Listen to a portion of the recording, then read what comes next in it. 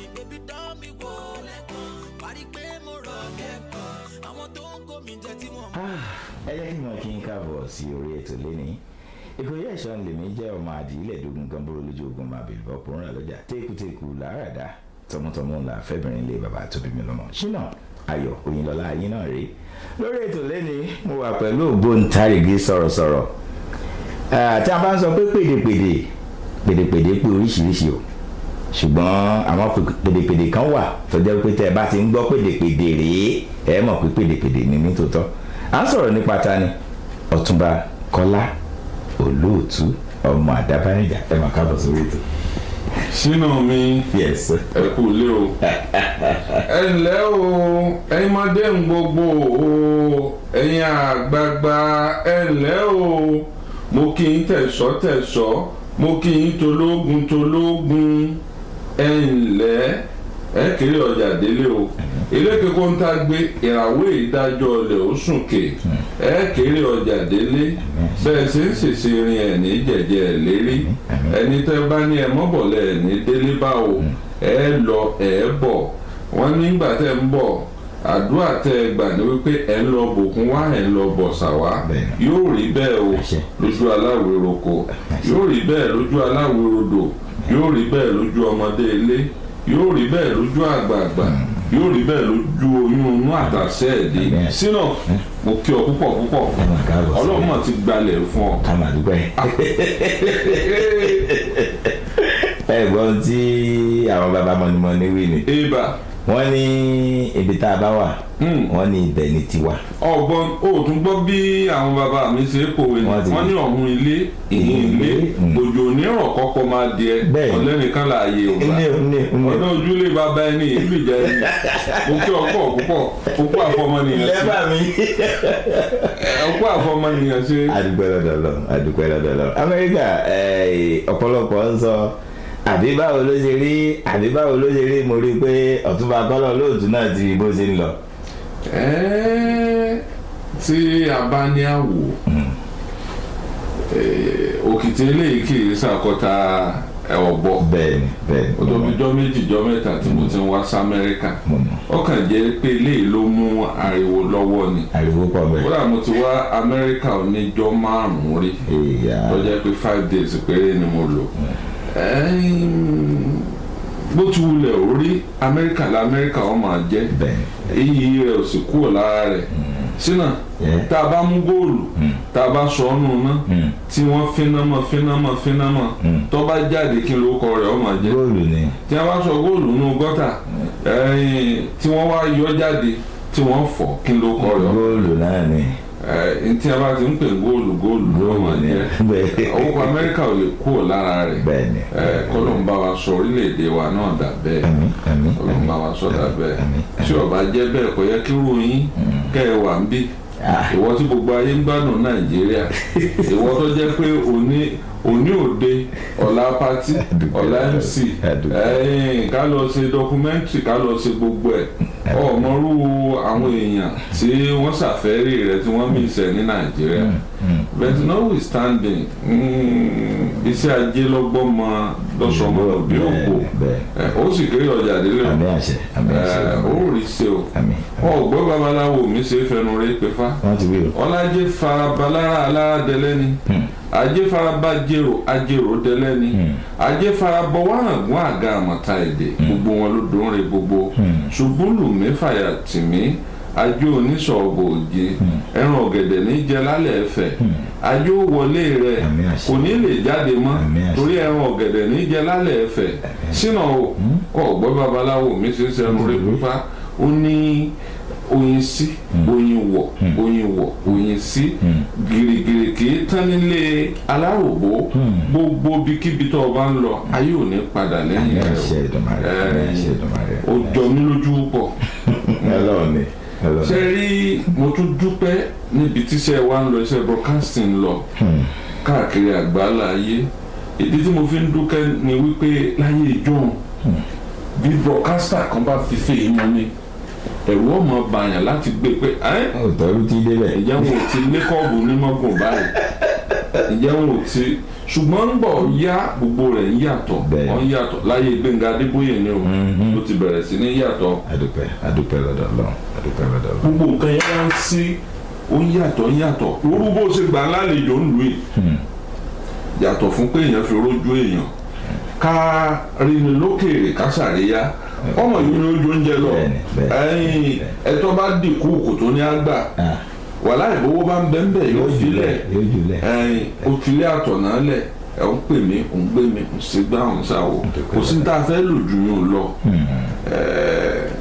káwọn èèyàn mọ́ balẹ̀ wọn jẹ́ kí wọ́n rántí ọ̀la bẹ́ẹ̀ lómi bá dèlú yìí yóò ti gbàgbé tó lé wá yóò ti gbàgbé ìyà tó jẹ yóò ti gbàgbé tí ó ràn lọ́wọ́ bọ́ bá rí lòmíì tí ń jìyà kò ní fẹ́ ràn lọ́wọ́ ẹ rí i pé mi ò ní dáko orílẹ̀-èdè kan wà tó yẹ pé làwọn dúdú náà máa fẹ́ lọ bí wọ́n ṣe máa wá sí Amẹ́ríkà yìí ìdí tọ́pọ̀lọpọ̀ èéfì lálùbáríkà ń bẹ òun ni wípé tẹ́ ẹ bá wí ta ìwé wọn pé wọ́n pọlọ́pàá fún ọ ọmọ ò lé bàbá rẹ̀ jáde inú òtútù bàbá ò lé ọmọ rẹ̀ jáde inú òtútù wọ́n ṣẹ́ òpè rẹ̀ fún wọn ni wọ́n ṣẹ́ ìpè rẹ̀ fún wọn ẹwà ẹlòmíì tí ó jìyà yóò wá gba pálí at the age of 35-40 years tó bá ti tọmọ 40 ọdún pálí ni ó wà mú lọ́wọ́ yóò máa pọn gẹ̀gẹ̀gẹ̀gẹ̀gẹ̀gẹ̀ ẹ wà rí wípé kò ní fi pálí lọ́kọ títí nígbà bá gbọ́ lẹ́gbẹ̀ẹ́ ọ́fẹ́sì bẹ́ẹ̀ de o 50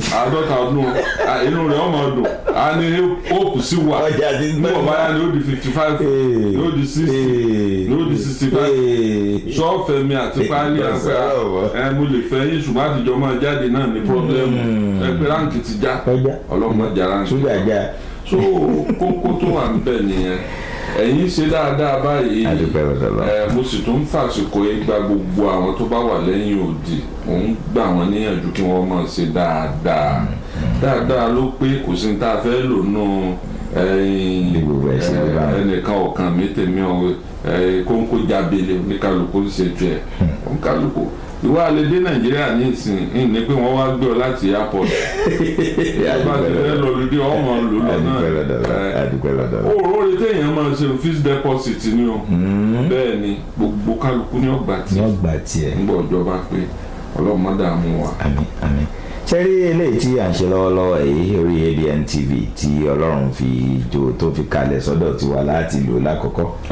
lẹ́yìn yẹn àwọn èèyàn wa tó jẹ́ àwọn ọ̀rẹ́ wa lórí Facebook wọ́n rí wò. lẹ́yìn yẹn àwọn ọ̀rẹ́ wa tó tún jẹ́ ọ̀rẹ́ àgbáyé lórí YouTube wọ́n tún rí wò. a wá ṣe ọ̀rọ̀ lásán tí ń bẹ́ẹ̀ ìyẹn ni audio format àwọn radio station kan wà ń bí à ń pè ní Jokesibi radio àwọn ó tún bá wa jù sí afẹ́fẹ́ lẹ́yìn yẹn a tún pè radio station kan ní ti Délé Thomas ó ti tán ṣúgà ti já tán àwọn náà ó tún bá wa lò ó àmọ́ ọmọ Délé Thomas kékeré wa nìyẹn o alátagbà kan wà tá à ń pè ní Joy Cam Pro àwọn náà tún ju gbogbo àti ọ́díò ni o àti fídíò ni o yóò tún lọ bẹ́ẹ̀ kẹ́lẹ́ bá mọ̀ pé n tá à ń sọ yìí ọ́ lọ káàkiri orílẹ̀-èdè ni tí Ọlọ́run bá ṣògo èèyàn lógo àgbáyé kò ní jókòó Nàìjíríà nìkan ògo àgbáyé lọ́lọ́run pè wá Ọlọ́run sì ti ṣe bẹ́ẹ̀. mo ṣe bọ́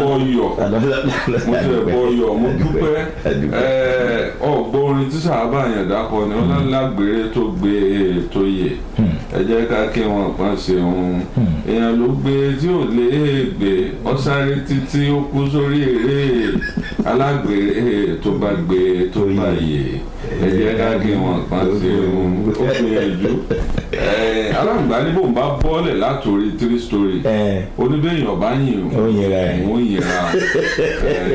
ó sì jẹ́ nù.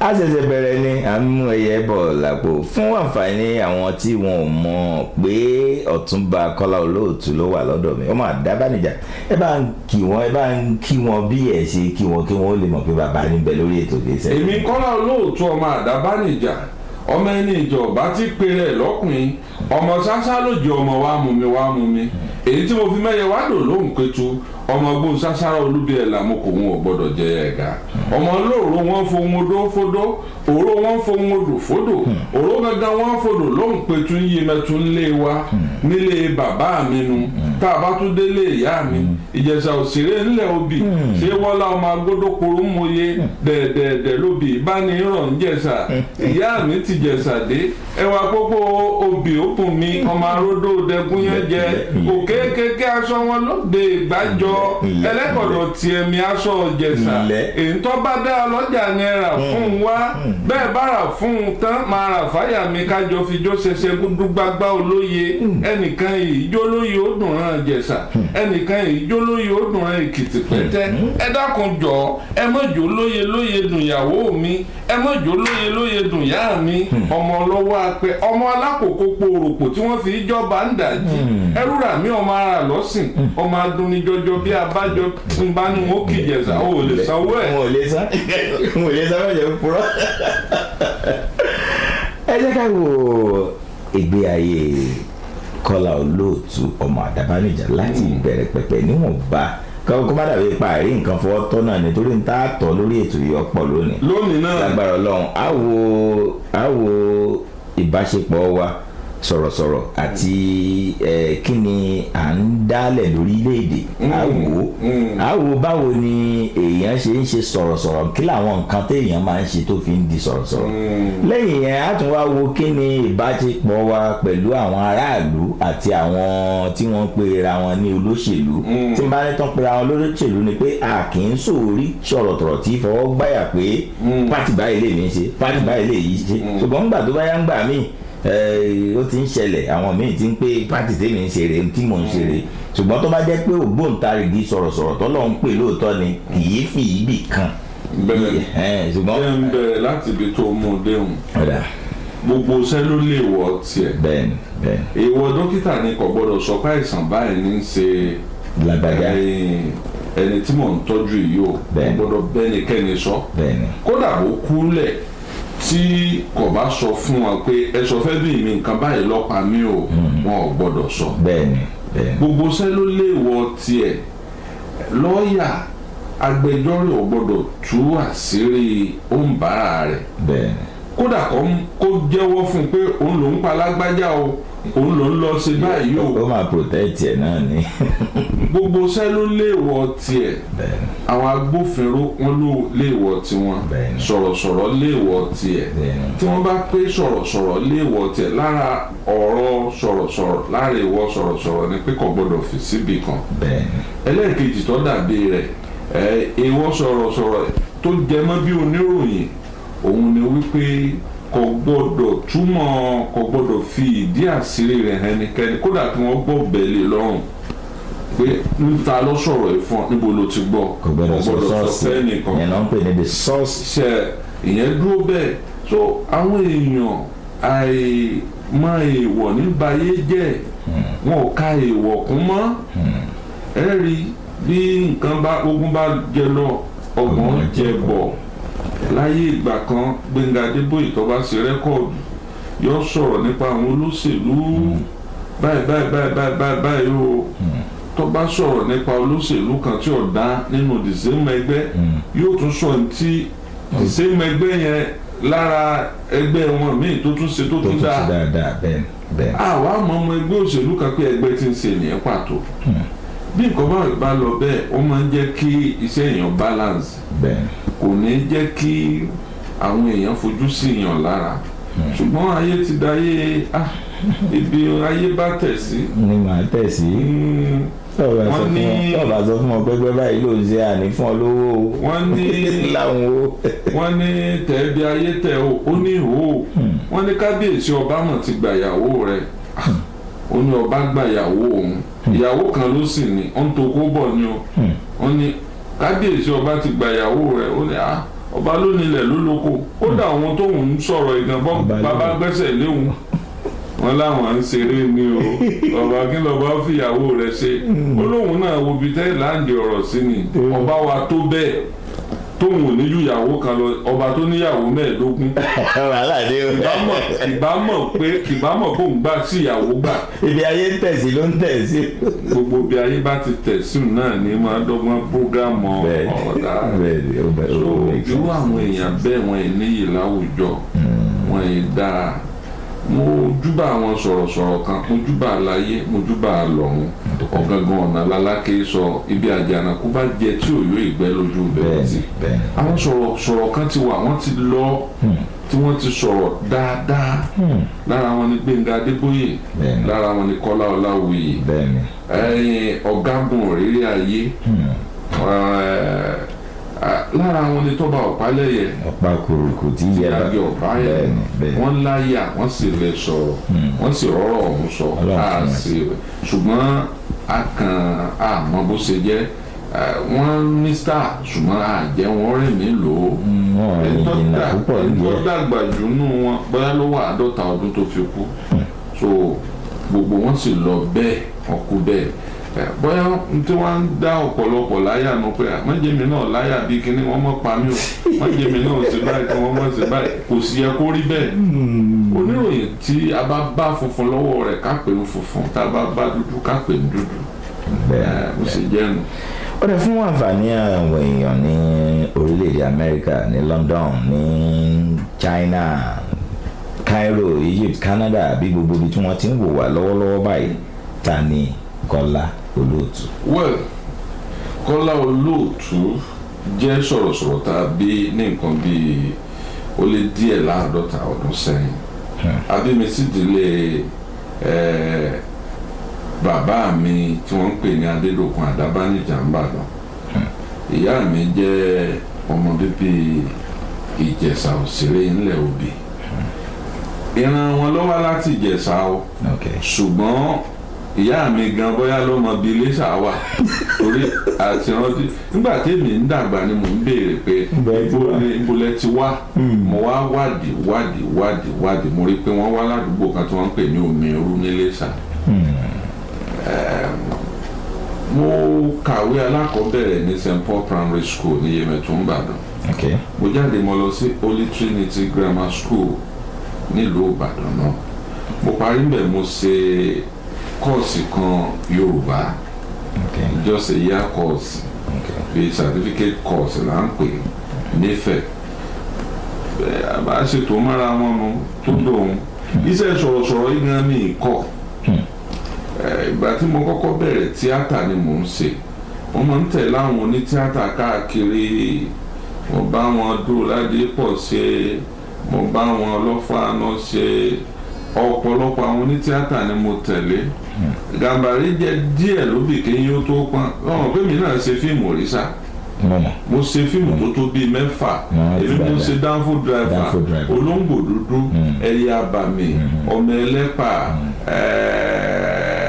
Ikú Bàbá Yèyé Aago Kan Òru àti Olókùn Ẹ̀sìn tá a bá wá fojú sùnùkùn wò iṣẹ́ yìí ó wù mí gan iṣẹ́ tíátà wù mí ṣùgbọ́n gbà mo gbé méjèèjì wò àwọn èèyàn ní bínú fọ̀rọ̀ tí mo fẹ́ sọ mo rí pálùbáríkà tí ń bẹ lára iṣẹ́ sọ̀rọ̀sọ̀rọ̀ ó pé mi ju iṣẹ́ tíátà lọ ariwo wà ń bí iṣẹ́ tíátà lóòótọ́ tí wọ́n mọ̀ pé lágbájá mo rántí ọdún kan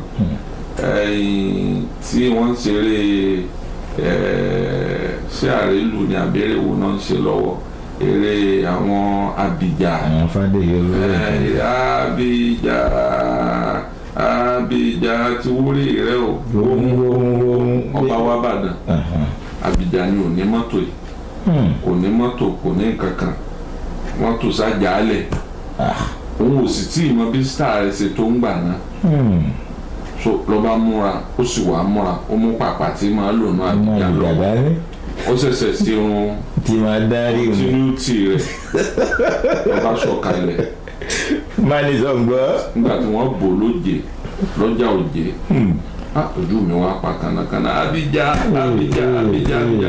lọ́ba sáwọnú agboolé nǹkan mọ̀ lọ́rọ́ star yìí ó nǹkan mọ̀ lọ́rọ́ star yìí ó nǹkan mọ̀ lọ́rọ́ ọlọ́mọ lòógùn bò ó máa wò pé sẹ́ẹ̀rì báyìí bàbá Ògúndé kó tó kú ó ní star méjì níbẹ̀ ó ní wọ́n ń pe kinní kan ní commercial star èèkan yẹ̀yẹ́ star yẹ̀yẹ́ star ní kéèyàn máa lọ lójú tí wọ́n máa pariwo tẹ̀lé star wórówóró star jagajaga ó ní ó bá wọn kan sọ̀rọ̀ ìjọ náà mo kọ́kọ́ bá wọn yẹn láti rí ó ní tí rẹ̀ bá kẹ̀dẹ̀ dúró kó kẹ̀dẹ̀ mú ẹni báyìí kó kẹ̀dẹ̀ dúró sẹ́gbẹ̀ẹ́ pósítà kó kẹ̀dẹ̀ mẹ́ni báyìí kóun náà kẹ̀dẹ̀ dúró kó kẹ̀dẹ̀ mẹ́ni báyìí kẹwàá kẹ̀dẹ̀ pé mẹ́wàá lára pósítà ẹ kẹ̀dẹ̀ lọ lẹ pósítà yín síbàdàn èmi Ògúndé ó bá tó Ògúndé èmi nìkan máa kẹ̀dẹ̀ mú lùkẹ̀rẹ̀ máa mú dání lára pósítà mi ẹ jẹ́ ká kẹ̀dẹ̀ wẹni tí wọ́n máa wá wò nù. làlá ẹ̀ bàbá ni wọ́n á wò. àwọn tí ń wo bàbá ẹ rí i pé nígbà wọn bá ń bọ̀ wọn ó gbé káwọn ó káwọn ọmọ wọn ẹ̀yìn mọ́tò kì í ṣe ọkọjá star Ògúndé kọjá ìwọ ni kíní kankan lẹ́yìn kó fi tọ̀wọ̀tọ̀wọ̀ pé àwọn ọmọ yín fẹ́ bá yín ya fọ́tò bàbá ẹ wá ṣàdúrà fún wa. bẹ́ẹ̀ni. so àwọn commercial star ni àwọn star kan wà táwọn onífújì náà ti lò lọ ẹlòmíì tó ti pé bẹ́ẹ̀ ṣe ń gbúrò rẹ̀ tó ilé obìnrin ń sùn ilé obìnrin ń gbé tí ò tí ì ní nǹkan kan ṣùgbọ́n tó kìkì rẹ̀ kàn débi pé kò sílùú tí láìfù rẹ̀ ò ti kílẹ̀ dé so àwọn míì lóru star yẹn ẹ sì gbọ́ ẹlòmíì nínú àwọn eléré yẹn tó jẹ́ pé ẹ fẹ́ mọ̀ gbọ́ live play rẹ̀ rí ṣùgbọ́n tó bá ń play ẹ mọ̀ pé maturity wà nínú eré ẹ o at the end of the day tí ẹ bá gbọ́ àwọn nǹkan tó ti gbé ṣe mo ní fújì tó yẹ pé Ògbómọ̀ṣọ́ ní ń gbé kókó l'Ógbómọ̀ṣọ́ rí Ògbómọ̀ṣọ́ lọ wà ó sì ti nílé bíi 6 báyìí onílé ńbàdàn onílé ńìlọrin onílé bíi 3 l'Ógbómọ̀ṣọ́ onílé lẹ́kọ̀ọ́ Ògbómọ̀ṣọ́ ní sì ń gbé kò sì kọjá àjọ ẹ bá dẹ̀ dákọ rẹ̀ ọ̀pọ̀lọpọ̀ lè mọ̀ ọmọ mi ní Ramani Àkànní ó ní ọkọ̀ àjàgbé ó ní ọkọ̀ tírélà ó nílé epo so irú àwọn star bẹ́ẹ̀ yẹn lèmi tọrọ lọ́dọ̀ Ọlọ́run tí ò ní níwọ̀n bá star kékeré Ọlọ́run wà bá mi fi ọ̀pọ̀lọpọ̀ arísìkì gbàǹdì gẹ́gẹ́ nísìn so ọ̀tọ̀ ní kókìkí ọkàn wọ́n ní ifá ló dògbòǹdá Ọ̀rúnmìlà ní òkìkí kan gbò òkìkí lè kàn lóòótọ́ ṣó mówó wá. tí ọba ti yọ owó kò sókìkí òkìkí kọ́nù. so kò ṣe jẹ́ nìyẹn lẹ́yìn ìgbà tí mo parí ẹ̀kọ́ yẹn mo pàdé ẹnìkan Kọ́ládé Àlàbí ọmọọba ṣó ní pẹ́jọ́ mi pọ̀ báyìí. àwọn èèyàn náà ń gbádùn wọn ń wo bó ṣe ń lọ. Kọ́ládé Àlàbí ọmọọba lóde Òṣogbo àyàkókò náà kí ajé mo tábà Ògùn àṣàdédé pàdé akéwì ni mí tí mo sì méwì ọ̀hún kí tó dá lójú pọ̀ wọ́n wá pe òun láti Òṣogbo wọ́n ní kó wá kéwì ìyàwó ńbàdàn wọ́n pe èmi láti Ìbàdàn wọ́n ní kí n wá kéwì fáwọn ọkọ fáwọn ìyàwó òun bá àwọn ọkọ wá láti Òṣogbo mọ̀ pé òun ó ti ṣègbéyàwó wọ́n bá kọ special kìíní kan entertainment by Kọ́lá wọn àkọ bóyá Kọ́lá olóòtú sí ní Kọ́lá lọ́ba àdìjọ́ tí wọ́n ó ṣe marriage èmi ti múra mo ti débẹ̀ èmi ọ̀dà mọ̀ òun náà mọ̀ mí yàrá ni á pe Kọ́lá pé kí ọ wá kéwì fún wa bẹ́ẹ̀ mi ṣe ń jáde sórí stage lòun náà jáde ìtọ́wá burú jù ń bẹ̀ tọ́ ọ̀hún tí mo fẹ́ sọ fún ọ lónìí tí mi ò rí irú ẹ̀ rí ni pé aṣọ tí mo wọ̀ irú ẹ̀ ló náà wọ̀ ìtòsí fa ni pé bí káṣọ kan máa rẹ́ẹ̀nì ìgbà yẹn ni síìkì kan blue báyìí ìgbà yẹn ni rẹ́ẹ̀nì tó ṣe pé jẹ́wọ́n pé wèrè wọ̀ irú rẹ̀ ló náà wọ̀ òun fi tiẹ̀ dẹ́sí kí èmi fi tèmi dábùbá bá níta ni Kọ́lá nù yín mo lèmi jẹ́ Kọ́lá òun lòun jẹ́ Kọ́lá ní tá a ṣe ni pé àárò lu kọ́ìnsì sókè fún yín ẹni títí ẹ̀ bá yọ ni òun mú ẹṣin èmi mójú kejì nígbà àwọn òru tiẹ̀ lọ jáde ọ wá sí dáadáa púpọ̀ tí mo fi gbà fún nìyẹn o ọ wá sí dáadáa púpọ̀ ló bá ní kájọ kéè ẹnìkan pé kánìkà pọ̀ yí ẹni ló bá gba máìkì ló bá pè mí làbájọ kéwì níjọ́ tí mo ti ń kéwì sínú kí n mọ́ parọ́ fún àparò owó bẹ̀rẹ̀ owó gánlẹ̀ gèrè mo bá tún bẹ pé ń wo ọkùnrin Òṣogbo yìí bóyá yọ sáré fowó gírì ni mo bá kó gbowó nù láìlọ́mbà mo tún wò pé ń fi Ìbàdàn hàn ọkùnrin a bá ṣe tán bá ní ọ̀yá owó tá a parí bá ní kí n pín mo bá pín owó bá mo pín owó tán mo pín dọ́gbandọ́gba ọba kó owó kan ọba kó lẹ̀ nínú tiẹ̀ mo ní kí olówó ilé láàfin máa wọ mọ́tò káàkiri ó ní òun tún lóde míì ní UI kájọ máa lọ bẹ́ẹ̀ mo tún àwọ̀ pé mi ò ríro eléèrè o owó rẹ̀ láfi gbé taxi láti mọ̀ pó adé UI àtúndòdì ẹlẹ́ẹ̀kejì àtúnpa owó àpáni adùnbárìn mọ́tò sí lélẹ́yìí o ó yẹ kí àjọ máa rìn o bó ṣe tẹ̀lé mi láti UI délé ọ̀dọ̀ wa nù bá ní níbo lọ́dọ̀ tiẹ̀ oníbẹ̀yẹn ó kàn ní ilé òun níjọ́ náà lọ́hùn mi náà bá délé bá ṣe dọ̀rẹ́ nù àárọ̀ ọjọ́ kejì ó ti jí wálé mi táwa wá ríra wa lójúmọ́ kan kò ṣeé ṣe mọ́ so bá a ṣe bẹ̀rẹ̀ sí ní jọ kéwì nù aṣóhun dẹ̀ ti máa ń kéwì ní rédíò Lagos àná rédíò Nàìjíríà 3 lẹ́kọ̀ọ́ níkòyí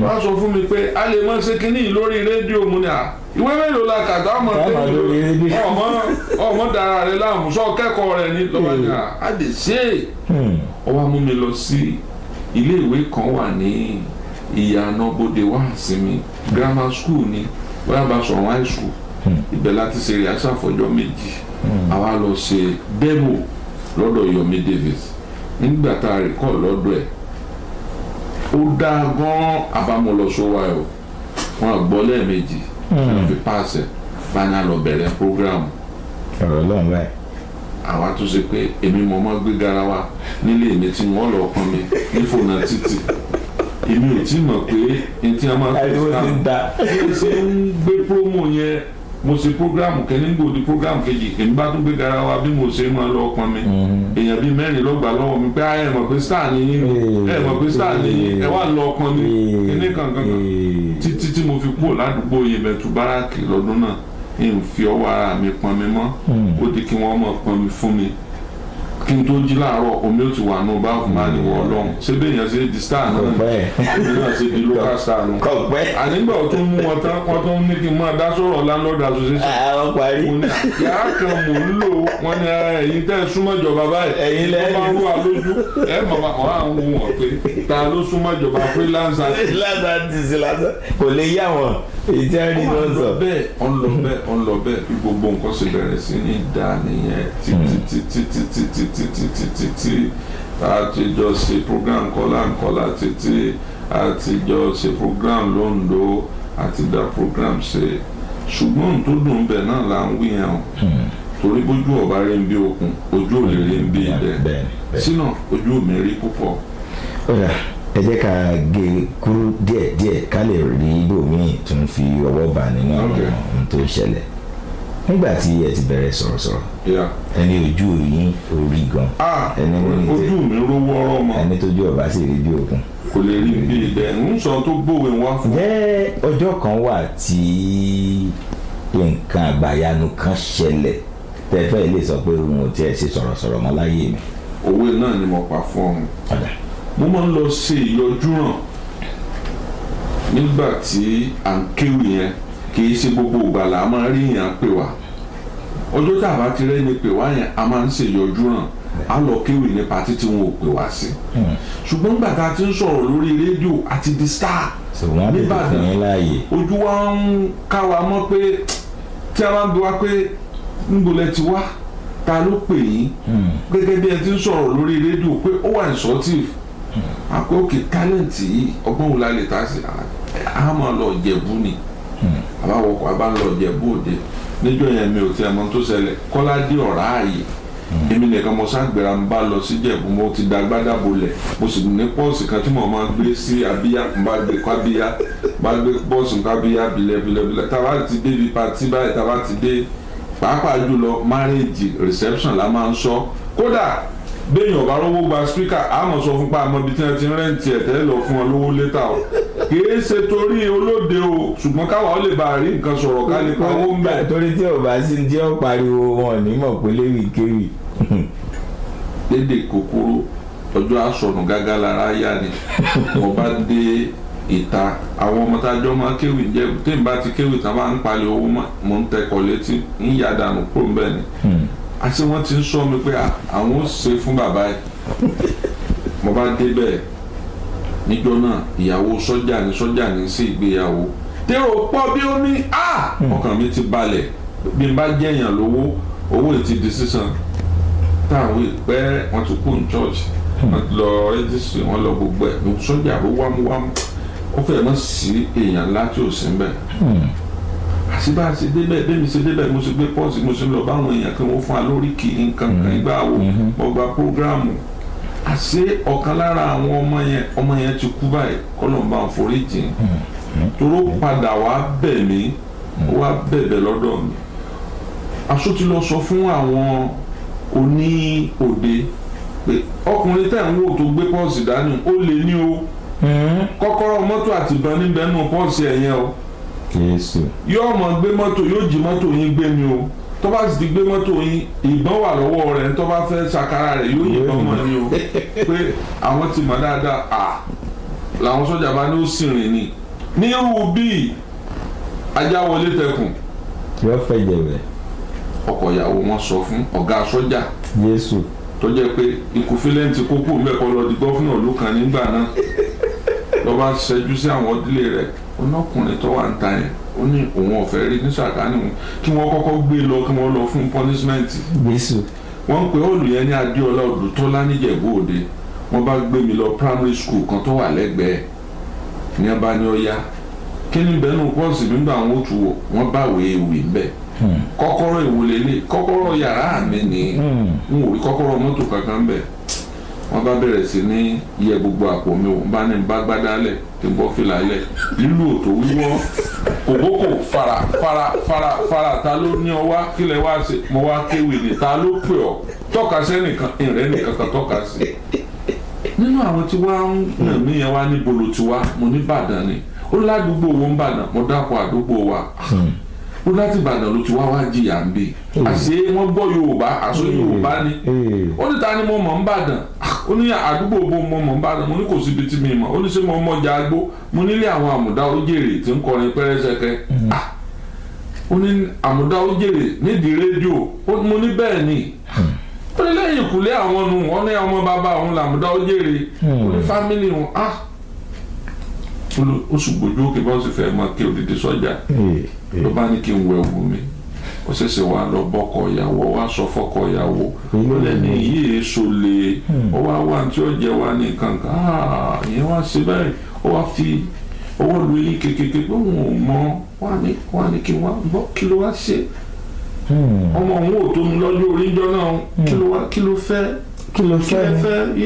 what can I do for you mo ní mo fẹ́ kéwì ni don't worry ó máa kéwì ó kàn pé MC ní ìjọba mi arrange family sí fún kó kéwì wọ́n ti lọ fún punishment is not kó ṣọlẹ̀. ọ̀tọ̀ ní nǹkan tá a rò pé wá ṣe ń bíbá mo bá kéwì bọ́lẹ̀ níta. ẹ sì ní ohun ewì. bọ́bá olúwa mi tí mo ké fún wọn bí wọ́n ti nà mí wọ́n ní kéwì ìyàwó ọjọ́ òní máa lọ kò ní síṣòro fún ọ nílé ọkọ wọn ò ní fọ̀bẹ là ọ nínú kọ́mọ ó tó lè wálẹ̀ ìyàwó mo bọ́ ọyọ̀ mo bọ́ ọ dúpẹ́ mo bá bẹ̀rẹ̀ sí ní kéwì ewì yẹn ló gírípù ọkùnrin yẹn ló fi wò pé báwo ló ṣe jẹ́. mo bá bẹ̀rẹ̀ ewì ní họ́ọ̀lù bá mi jìgìjìgì ẹ̀yin Ìjẹ̀bú o ṣé Ìbàdàn lọ́kọ̀ Ìjẹ̀bú àbí Ìjẹ̀bú lọ́kọ̀ Ìbàdàn bọ̀bọ̀ tí sì ń ṣe márèjì gangan ọmọ Ìbàdàn ni ọkùnrin ní ẹ bá bẹ̀rẹ̀ sí ní jà sówó ní ẹ bá ń jà sówó lé mi lórí owó bá kúnlẹ̀ mi ò parú ẹ̀ rí àtijọ́ náà ni mi ní ṣèjọ ìyọjú ràn mọ́ láyé mo wá gbójú òkè ńgbà mo ṣàgbówó yẹn tán tí mo ń lọ mo wá kówó yẹn sínú pọ́ọ̀sì mi kún àpò kún mo wá sunkún ní Ọlọ́run kí ló wá dé ní ilé jẹun mo ṣe gbéra nìyẹn mo bá lọ wọ mọ́tò Ìbàdàn láti Ìjẹ̀bú Òde mo wá wà nù mọ́tò pẹ̀lú bàbá kan bàbá náà lò tàgbè ó filẹ̀ kẹ́ ọ̀run aláwo ni. kí ni wọ́n ń pè ní tàgbè o. kí ni. bí tán fi ń pa kájà báyìí. bí ọ̀já báyìí àwọn aláwo ni wọ́n sábà máa lò ó lò tàgbè ó fi ìlẹ̀kẹ̀ sọ́run ó fi ìlẹ̀kẹ̀ ọwọ́ àwájọ ọwá rí mi tí mò ń sunkún wá ní kí ló dé mo ní bàbá ìyá mà jẹ mí o báyìí mo ní ọ̀sẹ̀ parọ́ mọ́ mi kó lè ní mi ó lọ́mọ mi ó ní bójú ọ̀bá rí bí òkun ojú ò lè rí bí idẹ ó ní bí èèyàn ọ̀bá jìyà láyé kò lè jọrọ̀ bá ń tọ́ bá dijọ́ kejì kí n wá bá wọn.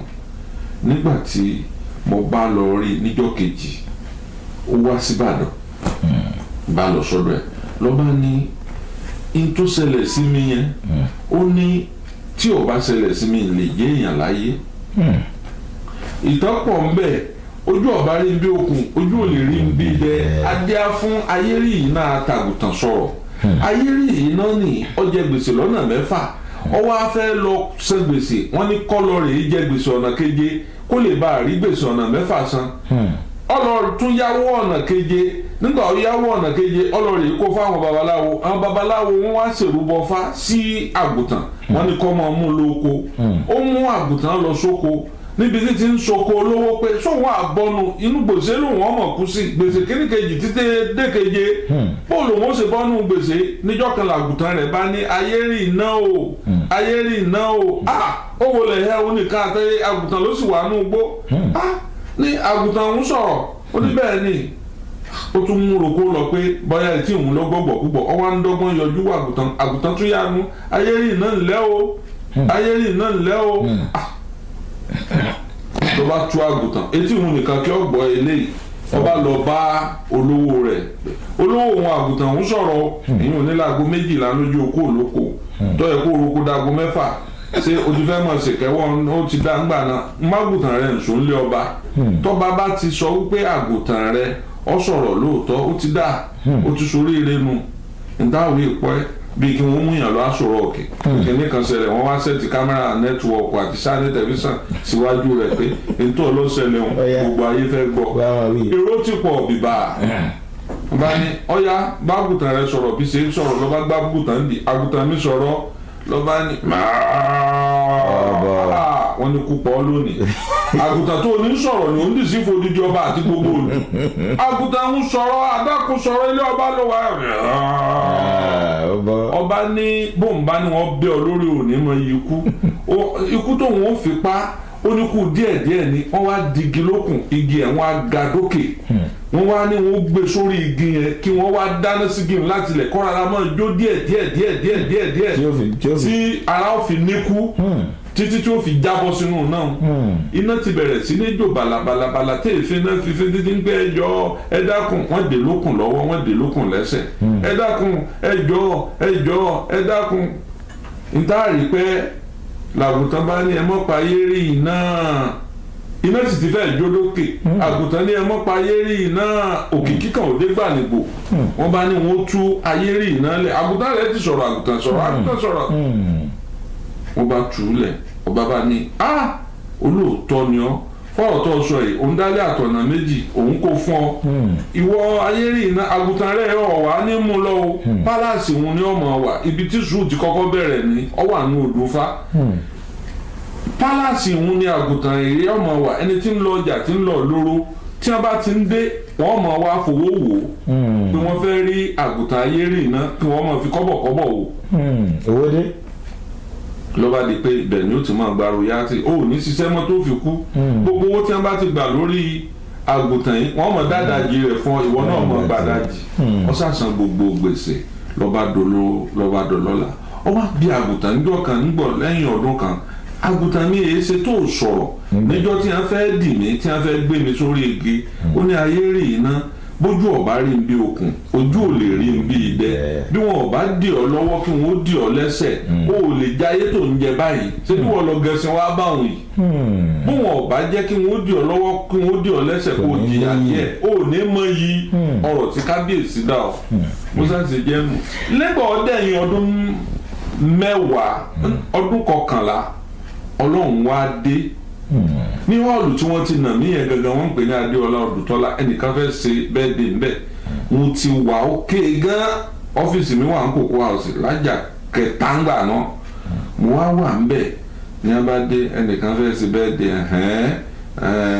ìwọ ti làwọn fẹ́ kọ́ wá bá wọn sẹ́mtì mc pé mo ti ẹ̀kọ́ níbo lẹ́yìn ti ṣe wọn ní adéọlá ọdùtọ́lá họ́ọ̀lù ń jẹ̀bú bórí mi ṣe dàrú nù pé ọ́ọ̀lù tí wọ́n ti ní wọ́n kàn ju bíìlì burúkú sí wọn ni. ẹ bá di lè san ìgbàgbé. ẹ lọ mú 500,000 wá 500,000 jọ́nà lọ́hùn tí wọ́n bá fún Sàní Adé yóò kó gbogbo orin sí àtọmọṣẹ́ rẹ̀ yóò lọ ní wọ́n bá bẹ̀rẹ̀ sí bẹ́ẹ̀ mi gba 300 lọ́wọ́ mo ní tí ọba ti pé mi ní wáṣẹ̀ ní ìrírú ẹ̀rí gbé ọlá tọ́lọ́run fẹ́ dáńjọ́ náà ní wọ́n bá lọ ṣúẹ́ṣúẹ́ wọ́n bá lọ ọ̀sàlẹ̀ nínú ọkọ̀ wọ́n bá lọ mú léèsì ọ̀pá 12 wá àti fìlà ijó àti invitation wọ́n dẹ̀ fún mi ní káàsì 500,000 ó jẹ́ MC tí mo kọ́kọ́ gbà tówó rẹ̀ pọ̀ jù láyé mo wá ní bí kíní ìṣerí mo ní Ọlọ́run ló fẹ́ ṣiṣẹ́ yìí mo wá kó mọ́tò gbogbo mọ́tò tí mo ní lé mo wá kó jáde mo wá dírẹ́fà mi wà kan èmi wà kan mo wá àwọn èèyàn sí yòókù a bá lọ olóòtú wa olóòtú wa olóòtú tìrí olóòtú fọ olóòtú fà a bá da gbogbo kọ́ńtà bolẹ̀ a bá fẹ́ wọ ọ́ọ̀lù yẹn mo wá bẹ̀rẹ̀ sí ní sunkún ẹnìkan ń pè ní Prince Adéwuyì Adéríbigbé ọmọ mi ni òun ló jẹ́ mọ́níjà Yínká Ayéfẹ́lẹ́ ní ìsìn so ọwọ́ ń bi mí léèrè pé ọ̀gá kí ni ń pa yín lẹ́kún mo ní wọ́n sọ fún ọ á débẹ̀ tán báyìí àwọn olóde ti bẹ̀rẹ̀ sí ní gbé mi gẹ̀gẹ̀gẹ̀gẹ̀ Wasiu Ayinde lọ́wọ́ play nígbà tí ilé ìjókòó bélíìsì gbogbo ọtí ńláńlá gbogbo oríṣiríṣi ó ti kọ́ ní tébù wọ́n ti wá ń bá mi kí ni jíjẹ sà kí ni múmu sà mo wá wo classroom tí wọ́n ti nà mí jọ sí pé èmi náà ni mo wá dà báyìí Ọlọ́run mo dúpẹ́ mo ní tí ń pa mí lẹ́kún nù. adúpẹ́ lọ́dọ̀ lọ tí mo bá ní kí n tú Ọ̀túnba Kọ́lá Olóòtú sílẹ̀. ojú mi ti rí fún láyé o. tí ilẹ̀ ọ̀la ó fi mọ́ bẹ́ẹ̀ ni ètò yìí ó máa lọ. kó tó di pé a dàgbére lórí ètò yìí tí a bá wo Ọ̀túnba Kọ́lá Olóòtú tí ẹ̀ bá jẹ́ sọ̀rọ̀sọ̀rọ̀ àti eléré orí ìtàgé irú iṣẹ́ wo gangan bẹ̀ bá máa ṣe. Babaláwo. ẹ máa wo sẹ́ẹ̀ báwọn yẹn pé wò wá. no really nínú tí mo láìkì jù láti kékeré mi ni bí wọ́n ṣe máa ń kífá Yẹmí Ẹlẹ́bùgbọ́n ni mò ń máa gbọ́ ẹ̀ka lẹ́lẹ́ o odù fa tòní ọ̀yẹ̀kú méjì ẹ̀gbọ́n babaláwo mi ṣe ṣẹnu rí pé fá ó ní akágbá akígbe ọ̀fẹ̀ǹgbésà so tí wọ́n bá ń kífá yẹn ó máa ń dùn mọ́ mi gan-an máa wò ká lágbára Ọlọ́run tèmi náà bá ti dàgbà ní bá ti parí secondary school Ifá ni màá lọ kọ́ Ifá wù mí gan-an láti jẹ́ babaláwo sí náà lóní Ọlọ́run sì wà nú ẹ̀jẹ̀ mi tó o bá kọ́ mi ní fákan sí tó o bá pe fákan fún mi sínú tó bá di 20 years time tó bá jí mi pẹ́pẹ́pẹ́pẹ́ odù báyìí tó bí nǹkan báyìí màá pè fún ọ tí ò ní yàtọ̀ nítorí wípé ntí mo ní interest sí ni Ifá tètè máa ń wọ̀ lára mi gan mo tètè máa ń mọ ẹsẹ̀ Ifá ní pípé. ẹ jẹ́ ká ṣe bí ẹ̀fẹ̀ kékeré kan tí wọ́n bá ní pé oúnjẹ tí èèyàn fẹ́ràn jùlọ ni kí wọ́n máa fi pe orúkọ èèyàn ìwé mi báyìí ní ìsìn báyà wọ́n máa pè mí sẹ̀mó ṣínà irú ọkọ ni wọ́n máa pè ẹ̀yìn. Àmàlà Kọ́lá.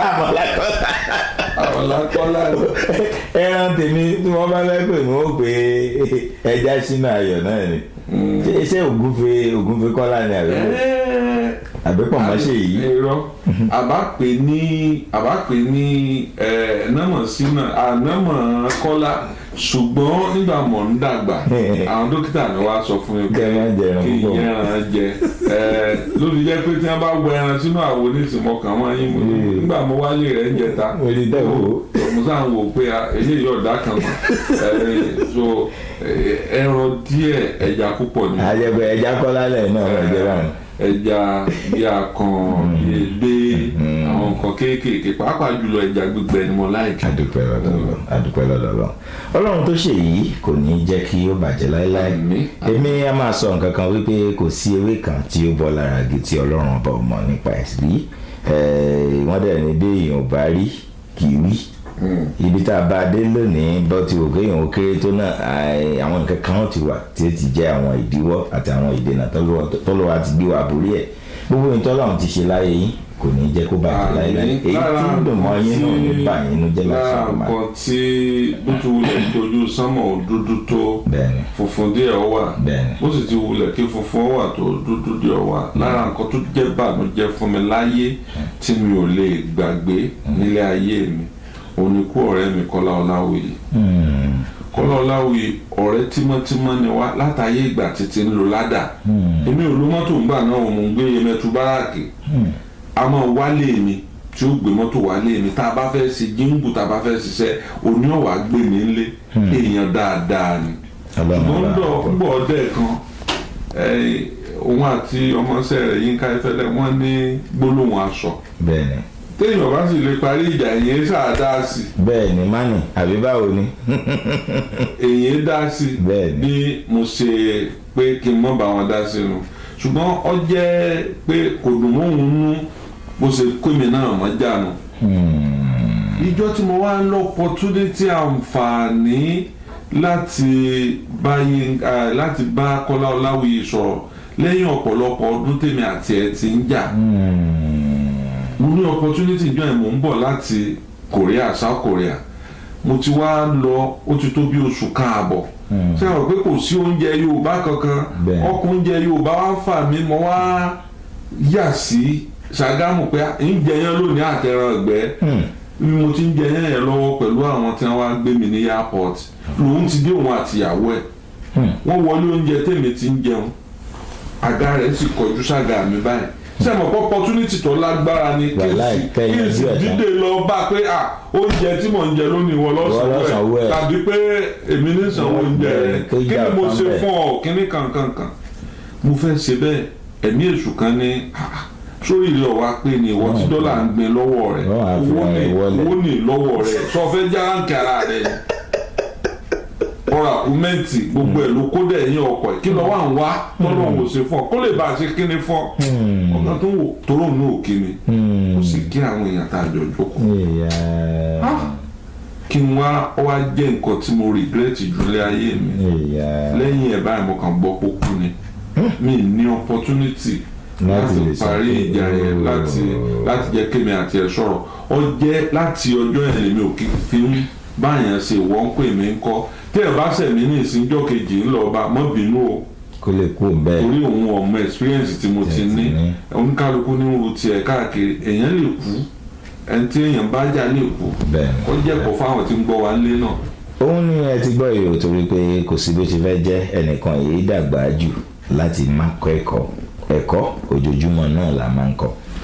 ọpẹ́ pàtàkì lọ gbogbo ẹ̀yin tí ẹ ti ń wò wá látàárọ̀ ṣùgbọ́n kó tó di pé màá kúrò lórí ètò pátápátá mo sọ nǹkan kan lẹ́ẹ̀kan mo ní wọ́n béèrè lọ́wọ́ Ọ̀túnba Kọ́lá olóòtú ọmọ Àdábánijà wípé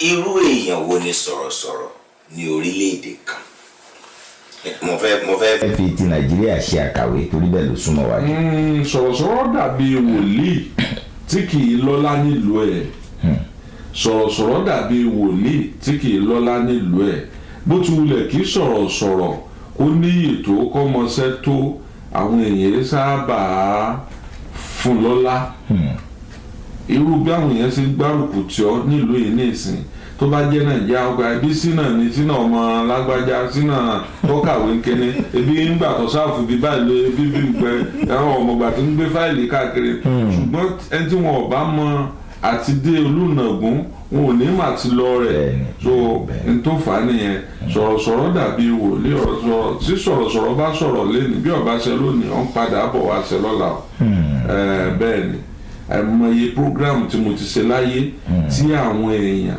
tí wọ́n sì ń padà kó jẹ pé iṣẹ́ lélẹ̀ ní yìí. mo fẹ́ sáré sọ nǹkan kan pẹ̀lú àwọn orin wa àwọn olórin onífújì ni tàbí olórin oníjùjú tàbí olórin tí ó wà lórí orílẹ̀-èdè wa ká tó kúrò ọ̀pọ̀lọpọ̀ olórin nígbà kan tí composition wọn tí kò bá jọmọ́ tí ó fẹ́ tún ilé ṣe tàbí tí ó tún létò tàbí tí ó jẹ́ nǹkan tí ó jẹ́ ìrírí fún àwọn ẹlòmíì ní jẹ́ kán kọ irú orin yẹn tàbí irú orin yẹn bẹ́ẹ̀ kì í déédéé lalẹ̀ ní tí mo ní ìgbé kì í lalẹ̀ ni pé kò ń jẹ́ orin tá ayé ń tẹ́wọ́ gbà ṣùgbọ́n láyé èdè ìsàn yìí béèyàn bá kàn tí ẹlẹ́fẹ̀ẹ́ jókòó ẹ̀fẹ̀ẹ́ jókòó àwọn èèyàn ó tún máa jó ni kí ni àkíyèsí tẹ̀yìn rí láàrin irú orin bẹ́ẹ̀ àti pé kí ni ọjọ́ iwájú fún àwọn orin wa bẹ́ẹ̀. ẹbí àwọn onífújì yẹn kọ́ pàápàá jùlọ ẹbí àwọn ọmọ ní hip hop kọ́ ntí ara ayé ń fẹ́ ni wọ́n rà ntí ara ayé ń rà ó ní wọ́n ń kọ́ fún wọn tí wọ́n fẹ́ rà ni wọ́n ń kọ́ fún wọn. tí èèyàn bá kọrin jáde ní ìsìn tó bá dá àṣà burúkú ń bẹ̀ tí ọ̀bá rẹ̀ ní ra yóò pera rẹ̀ jókòó àwọn èèyàn sọ fún pé skisa àwọn nọ́ńsà tẹ ju èèyàn ìyàwó ìyọ́ta o. ṣùgbọ́n gbòó ṣe pé wọ́n kọ orin sùúrù lérè kọ̀tà wọ́n kọrin ìwàlẹ́wà kọ̀tà wọ́n kọ múra sísè ọ̀rẹ́ mi kọ̀tà wọ́n kọrin abídí olówó kọ̀tà wọ́n wá ń ju tí n bá sọ pé kìnní kan mọ̀rọ́mọdún tó ṣe kìnní kan tó gbé màálù tó gbé gorí wíńdò láláì gbọ́ ọmọ ọ̀dọ̀ èyí tó lè ra àbí òlé táwọn èèyàn wá rà. ẹ̀ǹgbọ́n tí n bá ṣe eré mi. ọ̀pọ̀lọpọ̀ nǹkan bẹ́ẹ̀ sẹ́mọ̀ bẹ́ẹ̀ síbẹ̀síbẹ̀ náà o àwọn tó ń kọrin dáadáa nínú wọn ó máa ní evergreen. ẹ wo Saheed Òṣùpá lẹ́sìn àbọ̀dún yìí wọ́n fún ní fẹ́ǹsà tuntun gẹ́gẹ́ bí ẹni tí fátìrì tẹ iṣẹ́ rẹ̀ jù. Toyota fẹ́ǹsà right. ni wọ́n gbé fún torí wípé rẹ́kọ́ọ̀dù ẹ̀ tí wọ́n tẹ̀ àti láìfù ó fẹ́ súnmọ́ 30 million. wọ́n wá wò pé kò tí ì sí rí bóyá olórin hip hop ni o bóyá jùjú ni o bóyá english ni o ká single artist kan kó ta over 30 million. tí wọ́n bá tẹ̀ ó lè má tà tán o ṣùgbọ́n tí wọ́n tẹ̀ jáde láti factory wọn táwọn èèyàn ti gbà lọ so irú yẹn nítorí pé òun sì ń fi àwọn orin tó lè ní evergreen tó lè ní àkọsẹ́yìn sí orin ẹ̀ ló ń jẹ́ kó máa rí bẹ́ẹ̀. ká wò yẹn ká tún wá wo ìkan torí pé wọ́n ní ọmọ tí ayé bí òun láyé ń pọ̀n nígbà tí àwa ṣe bí sọ̀rọ̀sọ̀rọ̀ torí àwa náà ti débẹ̀ náà tó jẹ́ tàbá yìí náà ní ìsìn àbí ọ̀tá náà báyìí náà ní ìsìn àwa náà tó pì tán. ìgbà táwa ń ṣe bí sọ̀rọ̀sọ̀rọ̀ kéèyàn tó dẹni tí yóò tukọ̀ òde ní BMC wọ́n á ti kọ́kọ́ rí àgbékalẹ̀ wọ́n á rí ọgbọ́n ẹ̀ wọ́n á rí ìmọ̀ ẹ̀ wọ́n á rí how articulate that person is wọ́n á rí the confidence in you tó jẹ́ pé tó bá fẹ́ sọ̀rọ̀ wọ́n á mọ̀ pé ní ìbáyìí ló ń sọ̀rọ̀ ṣùgbọ́n láyé òde ìsàn yìí mo rí wípé n tí wọ́n ń wò ní kí wọ́n lọ sórí Twitter àbí orí Instagram kí wọ́n lọ wo ibi tó ti ṣe yẹ̀yẹ́ ìṣẹ́jú kan wọ́n wá ń fi àwọn tí wọ́n ń ṣe stand up comedy like wọ́n kàn ṣe yẹ̀yẹ́ ìṣẹ́jú kan wọ́n wá ń fi ń wé sọ̀rọ̀sọ̀rọ̀ tí máa ń sọ̀rọ̀ tí ayé ń gbọ́ ǹjẹ́ ṣé bákan náà ni wọ́n ní àbí ìyàtọ̀ bẹ́ẹ̀ ẹ bá ń jẹ́ káwọn èèyàn mọ̀. àwọn sọ̀rọ̀sọ̀rọ̀ náà jó rí bẹ́ẹ̀ ṣẹ́rí ẹ̀fẹ̀ alẹ́ kọ̀ papọ̀ mẹ́fẹ̀ àárọ̀ ẹ̀fẹ̀ àárọ̀ ó yàtọ̀ fún ẹ̀fẹ̀ patí ẹ̀fẹ̀ patí ó yàtọ̀ fún ẹ̀fẹ̀ pé àwọn báǹkì kan wọ́n ṣe end of the year party tàbí wọ́n ṣe conference ẹ̀fẹ̀ téèyàn lè sọ ní patí tí wọ́n pàtẹ́wọ́ fún béèyàn bá dán wò níbi táwọn báǹkì tí wọ́n ti ń ṣe bíi annual conference wọn yóò yíwọ́ wọ́n lè jáde ní o excuse me can go out. Yeah, that's not what we expect you to say. wọ́n náwó ẹnu ọ̀nà sí ẹ̀fẹ̀ téèyàn lè ṣe ní church tó lè jẹ́ béèyàn bá ṣe ní ordinary bóyá bíi party wọ́n lè mọ́ kó jẹ. torí kò mú fún wọn. so ó wá di kí ẹni tó fẹ́ ṣe àwọn ẹ̀fẹ̀ yìí kọ́kọ́kọ́ gbé wò pé ẹ̀fẹ̀ tí mo fẹ́ ṣe níbo ló fìtì ọ̀rọ̀ tí mo fẹ́ sọ yìí níbo ló yẹ ẹlẹ́ẹ̀kejì dàbí ẹ̀ ni pé sọ̀rọ̀sọ̀rọ̀ láti ní kinní kan tó lóyìnbó ń pè ní charisma téèyàn ò bá ní charisma tó bá fẹ́ fèsì crowd lásán ó lè fìdí jálẹ̀ fàpẹẹrẹ nígbà tí èmi kọ́kọ́ fẹ́ ṣeré orí stage láyé wọ́n pe eré yẹn ní Bínákú after the death of lè dúró Ládìpọ̀ blessed memory wọ́n ṣe ní National Theatre àwa wá wà lẹ́yìn stage èmi ò dé National Theatre rí mi ò kọrin rí mi ò ṣe tíátà rí ṣùgbọ́n a ti ṣe rìhásà fún bí oṣù mẹ́ta tó rí mi ti pa èmi mọjọ́ ọmọ bí ẹrú tí ń tó àfin ṣe mi ẹ ṣe lulu gbáragbára dídàdàdàdàdàdàdàdàdàdàdàdà kábíyèsí o àwa láàmọ̀ mú bíi àkísà kankan tá a fi máa nu àgọ́ ọba pé láti máa bí àpé ọba ń bọ̀ yíyọjú tí ń yọjú báyìí ìrírú káàdù yẹn rí lé ayé gbogbo nu National Theatre ti kún tí wọ́n pariwo bí wọ́n ṣe tán ẹ̀ mọ́ ní orí stage tí wọ́n pariwo mo kàn fi di jálẹ̀ ni mo bá sáré lọ bá mọ̀ èmi ẹ̀sìkìsì bọ̀ èmi ò lè jáde síbi yìí o ẹ̀sìkìsì. lẹ́yìn oṣù bíi mẹ́ta bẹ́ẹ̀ ti ṣe. ìyẹn bá kàn mí kọ́ gbá padà bẹ́ẹ̀. sẹ́yìn mọ̀ ìyá yẹn orí ẹ. padà lọ ṣe ni. ó sì rí ni ẹlòmíì lè má ní charisma kọjá fẹ́ ṣe nǹkan tí gbogbo èèyàn ń ṣe àti pé ṣe sọ̀rọ̀sọ̀rọ̀ ṣe pé mo fẹ́ ṣe marriage bọ̀dà ọ̀rẹ́ mi kan ṣe tíṣà ọmọ ọ̀rọ̀ sọ iṣẹ́ sọ̀rọ̀sọ̀rọ̀ ó yàtọ̀ fún mo fẹ́ ṣe bẹ́ẹ̀ de ẹ pé Mr. Alówólé náà Mr. Alówólé náà mo ń ṣẹ̀fẹ̀ nù lé ẹ̀fẹ̀ nù lé ọ̀wọ́ orí stage o mo lọ pati kan lẹ́nu ṣe tí mo dé ìlú yìí náà mo nígbà tí ó sú mi after bíi 2-3 hours mo bọ́ ọ́nú ọkọ̀ tí mo lọ sùn ni mo fi Ọlọ́run. torí ẹni tí ń sọ̀rọ̀ wọn ti ẹ̀ wọ̀.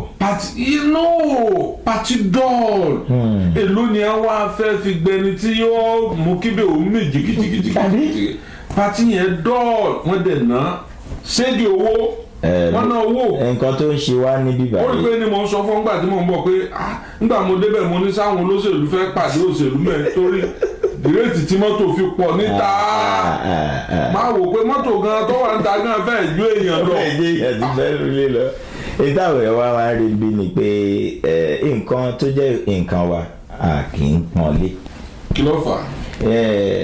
wọ́n fẹ́ kí wọ́n lè pàmò náà wà ń bẹ̀ láti máa sọ òyìnbó tàbí kí wọ́n rí bíi pé olóyìnbó tàbí oníǹkan kan ló lè móde dùn torí pé olóyìnbó lè jẹ́ kí gbogbo èdè tó ń sọ ó lè kálé kọ̀kakò ṣùgbọ́n Yorùbá ìwọ̀nba àwọn ẹ̀yà kan náà ní ń bá ṣe so therefore àwa kọ̀ọ̀kan wà tá a lè ṣe tolóyìnbó tá a tún lè ṣe ti Yorùbá tọ́lọ́run fi fún wa bẹ́ẹ̀. irú rẹ̀. lágbára mo dúpẹ́ tèmi lọ́dọ̀ lọ́hùn á jù mọ́ra wọn ìdí nǹkan bọ̀ so irú àwọn òde bẹ́ẹ̀ yẹn tí a bá lóde irú èmi nígbà mi mo lè lóde bíi 4 láàrin ọ̀sẹ̀ kan gbà mí tẹ́ bá máa fi gbóde tí wá ó lè kọlu nǹkan míì tí màá ní mi nílé ṣe so definitely wọ́n á lọ bá àwọn olóyìnbó yẹn náà tàbí àwọn míì tí wọ́n bá rò pé wọ́n lè ṣe.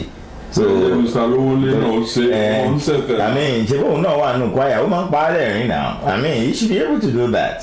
bro Michael ẹ ṣàgbọ́ pé àǹtí Lọ́lá máa ṣe wedding ẹ̀yin lè máa ṣe ń sí o ẹ má jẹ́ kọ́ mọ̀ pé mo sọ fún wọ́n ti forúkọ yín sínú program.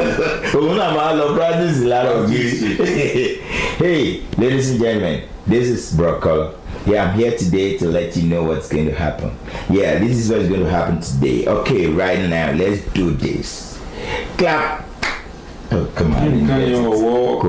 Gbọ́dọ̀ fọ̀rọ̀ lọ́rùn ṣẹ̀ṣẹ̀ alẹ́ ti rí látàárọ̀ yìí adúpẹ́ lọ́dọ̀ Ọlọ́run oníyàn ṣeun ọlọ́bẹ̀ náà ṣeun àwa náà tá a jẹ́ àpò àìbínú mo mọ̀ pé nínú gbogbo ohun tá a ti tàkùrọ̀sọ látàárọ̀ ẹ ti rí ẹ̀kọ́ kan tàbí méjì dì mọ́ nínú ohun tá a sọ ṣùgbọ́n mo fi àsìkò yìí kí Ọ̀túnba Kọ́lá Olóòtú ọmọ Àdábánijà káàbọ̀ originally sí orílẹ̀-èdè Amẹ́ríkà nígbà táwa wà bẹ́ẹ̀ ṣe àdá wọ́n wá gbé yìí o ẹ̀wọ́n làwọn wá gbé yìí o èmi kan tó ti wà nílé o mọ̀mọ́ bẹ́ẹ̀ tí a gbogbo ẹ̀ ti ó tẹ̀jẹ̀ pé bẹ́ẹ̀ dé náà bẹ́ẹ̀ dé lọ Chicago lẹ́ ń lọ Amsterdam lẹ́ ń lọ gbogbo ẹ̀ káàkiri èèyàn sá ṣe fàájì. Ọlọ́run àbá wa ṣe ojú òní tiwa gbogbo ń tẹ̀ ti ní tí ń dùn yín kò ní bá yín jẹ́ láṣẹ tó máa rí.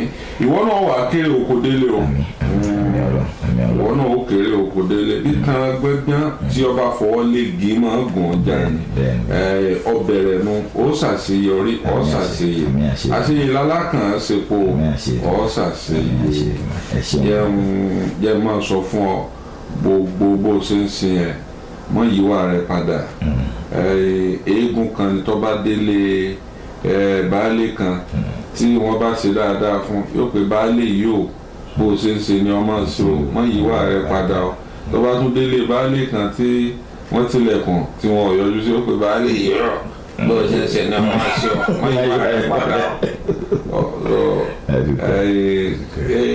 nínú ọwọ́ ọ̀fẹ́ tó ọ̀nà sí wa ni ló bí eléyìí wa àfi wá torí pé mo bísí díẹ̀ wọn náà rí bọ́wọ́ mi kún díẹ̀. ẹ̀tẹ̀ iná bá wo àsìkò tá à ń ṣe lọ́wọ́ ìhòòrú là ń ṣe yìí. ọwọ́ mi kún inú mi sì dùn mo láyọ̀ láti pé inú mi dùn láti kópa lórí ètò yìí wà mọ́ lọ wájú iléeṣẹ́ yìí ò ní jóná. àmì àṣẹ ìtumọ̀ rẹ̀ mo dúpẹ́ náà ni.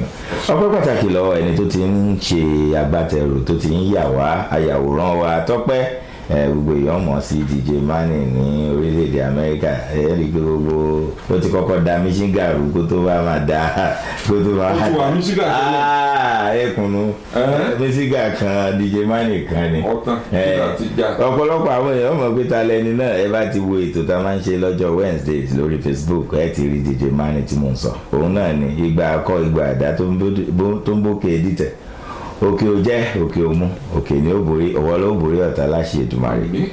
adúgbò lọ́dọ̀ gbogbo yín pé ẹ ti gbọ́ wa ẹ̀rẹ̀ tí ń wò wá láti bẹ̀ lọ ẹ bá ń dágbé fáwọn èèyàn ká máa lọ. Akọ́láwọlé mọ̀ jẹ́ olóòtú ọmọ àdábánijà ọmọ ẹni ìjọba tí péré lọ́kùnrin ọmọ ṣáṣá lòdì ọmọ wa mú mi èyí tí mo fi mẹ́yẹ wádò lóhùn pé tu ọmọ gbóhùn ṣáṣára olúbe kára láyọ̀ kápàdé ń re àní dolódì lẹ́yìn ara wa báyìí báyìí o ó dàbọ̀. tó òun náà lẹ ti gbọ́ yẹn Ìkòyí ẹ̀ṣọ́ rèé máa dì í lẹ́dọ̀gùn gánbóró ojú ogun ọmọ àbèlùbọ́ pò ń rà lọ́jà tekuteku làáràdá tọmútọmú ńlá fẹ́bẹ̀rin ilé bàbá tó bẹ́mi lọ ṣínà ayọ̀ Òyìnlọ́lá ayé náà rèé o ẹ ṣáà ti mọ bó ṣe ń lọ ẹ tún bá mi lórí ètò láìpẹ́ ẹ̀kọ́ tẹ́mi ń sọ nìyẹn kò ní le jù see you next time thank you love you one love. àwọn tó ń kó mi tẹ́tí wọn mú mi lè kàn má ṣe padà lẹ́yìn mi o why you carry fire for your head yìí. èmi kọ́ mi pé wọ́n ní stop me. ẹja bọ̀ ẹ̀wẹ̀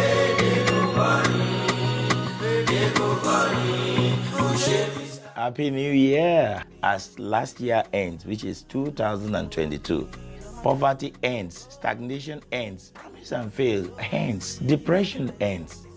I just want you to understand that at Abntv, we have reasons to be happy with you because you are alive. And I pray that we won't just be alive for being alive's sake. We'll be alive to enjoy being alive in the mighty name of Jesus. My name is SHINA OYINLOLA. From January 1st to March 31st, your ad making will be $500 and we will give you a 2 weeks free usage on Abntv and all our platforms. Thank you so much for being there for us. Thank you for being there all the time.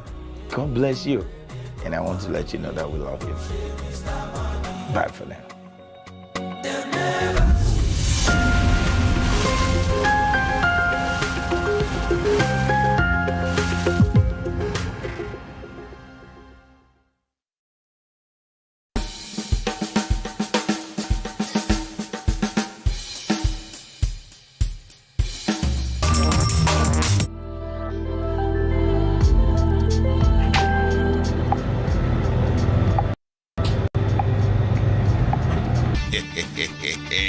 Sunrise African Supermarket has been in existence for a while now with everyday 5-star rating.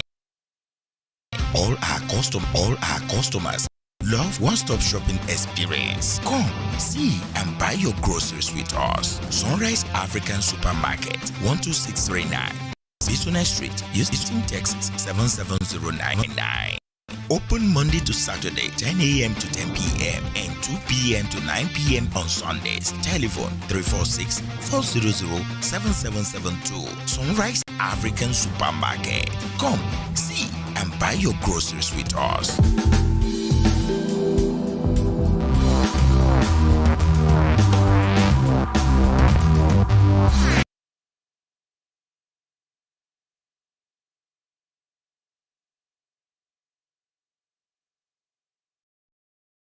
Increase your world. Get ahead. Invest in yourself. We make it easy for you at School of Business and Technology, SB Tech, by making you have a flexible schedule, fast career in database administration, human resources management, nursing assistance in project management, computer support tech, A+, GED, SL. Our place, your place, in person also. 9888 Business Street, Suite 460, Houston, Texas 77036. Call now at 713-808-9728 or 281-777-5822. Visit us at www.sbtech.education. SB Tech Job Placement Assistance is available. Vince Auto and Shipping LLC. No 3 copy. In fact, scanning and lamination, UO renters, auto sales, shipping, FedEx, UPS.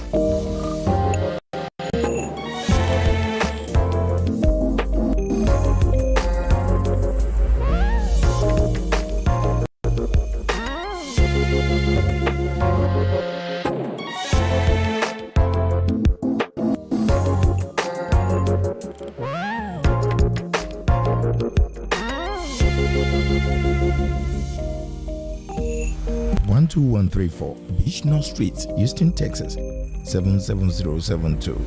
Telephone 414-324-8244 or 346-946-2771. Fins Auto and Shipping LLC. We are here to help.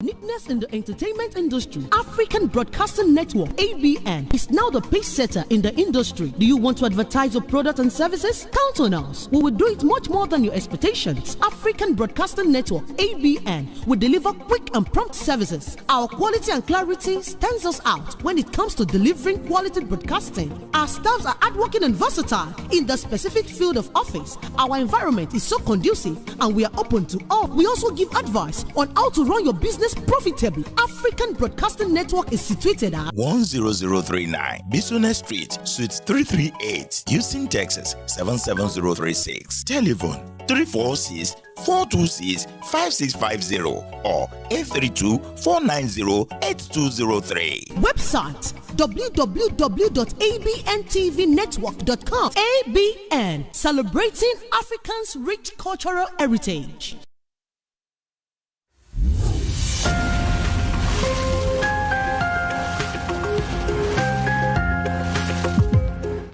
Hello everyone, how are you doing today? And it's another episode of Your Health and You. I know you're excited about this because we have been learning a lot. I mean, this is like medicine broken down, you know, like we say, medicine for dummies, that kind of thing. We're not dummies, but you know, when it comes to these things, we just don't know so much. And that's why we're doing this. And it's been amazing. We've learned a lot. I mean, right now, there are some things that I didn't know how to even, you know, go about, but I think I'm learning a lot of things. Thanks to Dr. Fash. And he is in the house today again, and we will be talking about something very interesting. Dr. Fash, it's always wonderful to have you on the show. Thank you, Bukola. You're Thanks welcome for having me today. It's my pleasure. Say hello to our people. Hello, everyone. I hope we're having a good day. It's another episode of Your Health and You. And today we'll be talking about... Yes, I have a lot. Don't worry, I got you covered. We will be deciphering some things today. There's something they call heart attack. There is heart failure. There is cardiac arrest. If I asked you what the difference is among these three, what would you say? Would you say they are the same? Some would say, no, it's a graduation of from one level to another. And for someone like me, I'll just be very truthful. I don't know. That's why we've got Dr. Fash in the house. So what do you have to say? Are these basically the same thing or is there any difference? All right. Yeah, so a little bit of disclaimer today. Whatever we discuss on this program, it's for educational purposes only. We'll still strictly advise you to consult with your primary care professional, which is your physician, to get further advice or any sort of treatment prescription from your physician. We're here to educate the public on certain health issues. Thank you, everyone. So, your question, Buki. Yes, heart failure, heart attack, cardiac arrest. Cardiac arrest, okay. Are they the same? They're not the same, actually, but one can progress to another. Oh. Yes, but they're not the same. They're different conditions, they're different situations, different conditions. Okay. So, a heart attack, let me start with a heart attack. A heart attack happens when, let's do a little bit of before I can explain this, I would like to do a little bit of functional anatomy of the heart. Just consider the heart as a digital tank in the body. A digital tank in the sense that it has its own electrical activity, electrical system, and it has its own blood supply. It has its own venous drainage. It has its own nerve supply. So it's such a very smart organ in the body and very important organ, obviously. When the heart stops, then the whole body stops. Right. And life stops. Life stops. So that's it. So with the heart, it has blood supply, like I said, has all those things going on, and it has its own electrical activity, which powers it to contract and relax. And it's a cycle. This cycle is called the cardiac cycle, and it happens every 72 times per minute. So heart attack occurs because the blood supply to the heart becomes interrupted, or it becomes inefficient in the sense that it's reduced. So when there's just like I said during stroke, when we talked about stroke, when the blood supply it's interrupted or it's inefficient, it's reduced to the muscle, to the myocardium, which is the tissues of the muscles that actually make up the heart. As we all know, the heart is made up of 4 chambers. We have the right atrium, the left atrium, the right ventricle, and the left ventricle. But I'm not going to bore you with all these complexities. Let's go on and talk about the blood supply. So when the blood supply is interrupted, what tends to happen is that the tissue of the heart, which is the heart muscles, they feel the impact because the blood is supposed to supply the heart muscles the nutrients, the oxygen that they need. And when they can get this, you start to have the cells, the heart muscle cells starts to die. And when they start to die, that means that portion of the heart muscle is unable to perform its function, its metabolic function. And if it's unable to perform that function, it has an effect on the generality of the function, on the general function of the heart. Okay. So a heart attack tends to happen when we have an interruption of blood supply to the heart. And that tends to have, the individual begins to feel some pain. They're gonna come out with chest pain. That's usually the first sign. A chest pain will happen. The patient may have pain radiating to their arm. They may be having ache in their arm and their jaw, and all of this happening. They may have tightness in their chest or feeling of apprehension and all of that. And when you start to feel chest pain is not something that we take lightly in the clinical arena. If a patient complains about chest pain, it doesn't mean that all chest pain it's coming from a heart attack. Don't get me wrong. Okay. Their chest pain, they're just musculoskeletal. They're just because you've strained a muscle or ligament it's been sprained in your the costal structures have been strained or whatever, or you have some musculoskeletal dysfunction which is resulting in your chest pain. Okay. But then I wouldn't want us to assume that's the problem. When you have chest pain, and especially when you have pain radiating to your arm, on your left arm essentially, and you have a central chest pain, that pain is central, usually centralized, and you have pain radiating to your arm, and you have an ache on your jaw, it's time for you to go to the hospital. Go to the hospital right away. What tends to happen with heart attack is, when it's happening like that, you want to get an immediate help, medical intervention right away, because it tends to progress. When you have a heart attack and it's going on like that and it's progressing like that, it can actually lead to a cardiac arrest, because the heart, the extent of damage to the heart muscle begins to extend to a level where you have a condition that results in the heart rhythm being dysfunctional. When you have dysrhythmia, the heart has its own rhythm, all right? And heart attack can affect the heart rhythm. And when that happens, it can actually progress onto cardiac arrest. But heart attack on its own is the condition of the heart. Okay. Heart attack can progress to become cardiac arrest. So what about heart failure? Heart failure, that's a different thing entirely. Oh, really? So, you can regard heart attack as something that happens more suddenly, Okay. But with heart failure, it has an insidious process. We say insidious process, which is a gradual process in the clinical arena. Okay. It's a gradual process, something that develops over time. And heart failure, basically, how do I describe it? I said the heart has 4 chambers. Mm-hmm. And the different chambers actually have, the right part of the heart receive blood. Okay. And the left side, all right, from the systemic circulation, the right side of the heart receive blood. The blood that have no oxygen in them. Okay. And they pass it on to the left side, to the lungs. Okay. The lungs oxygenate the blood and send the blood back to the left part of the heart. So there's a main vessel. There's a main chamber we call the left ventricle. Okay. That's like the most important chamber of the heart. The left ventricle actually helps to push the blood into the systemic circulation.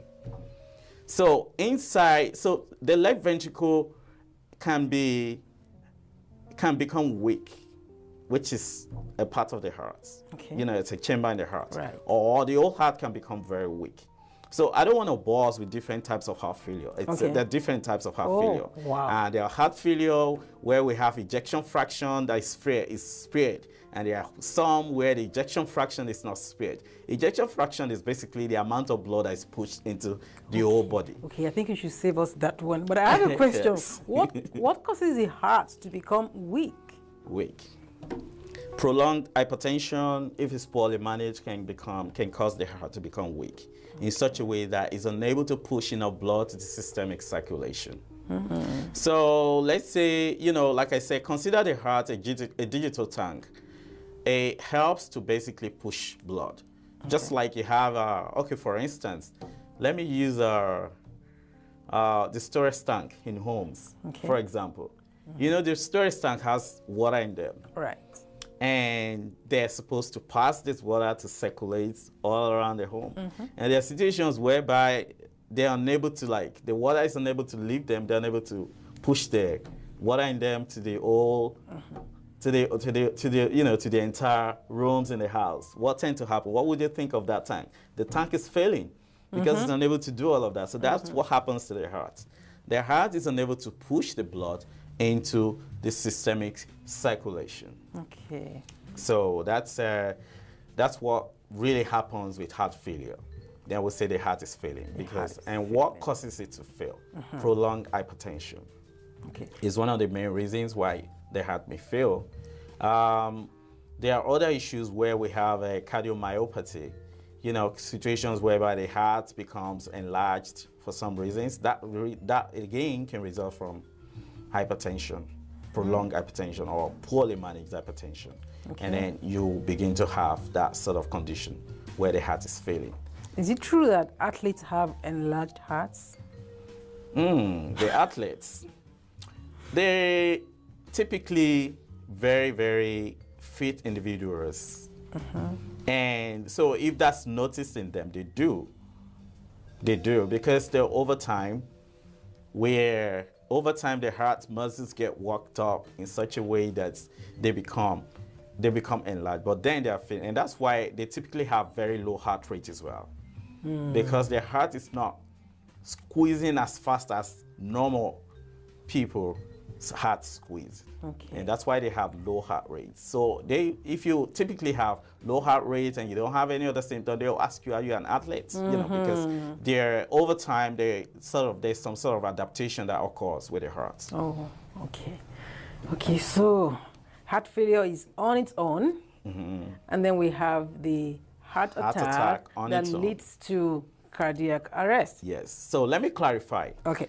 Not all heart attack, in fact, not all heart attack lead to cardiac arrest. Oh. But it can happen. Okay. But majorly, most heart attacks don't even lead to cardiac arrest. They get treated, they get managed. Okay. The patient gets the help that they need most of the time. But there are situations whereby if it's going on like that and it's prolonged, then it can lead to cardiac arrest. Right. Okay. So I saw a kind of a joke that I saw on the internet, and the woman was saying that if I'm going to marry, I think he's a divorcee or maybe a widower, and he was saying if he's going to marry again, he's going to marry a woman that knows the signs of heart attack, and not all these young people who don't have an idea. So is it that older men are prone to heart attack? And that's one. Two, I also want to know, what are the symptoms of heart attack or cardiac arrest, as the case may be? That's a whole lot. So we're going to take a short break, and then when we come back, you're going to be giving, demystifying. The mystery. Yes, the mystery. So yes, we'll take a short break, and then we'll be back.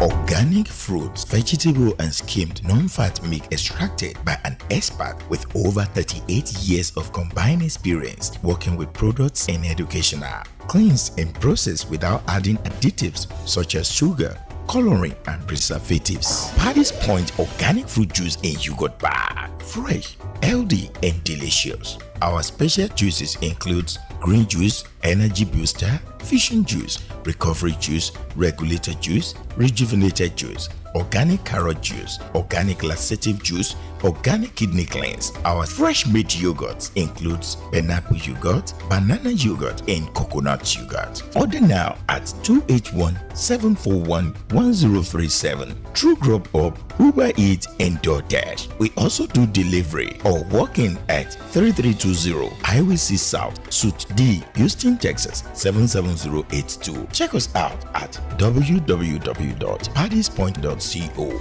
Paddy's Point organic fruit juice and yogurt bar. Fresh, healthy and delicious.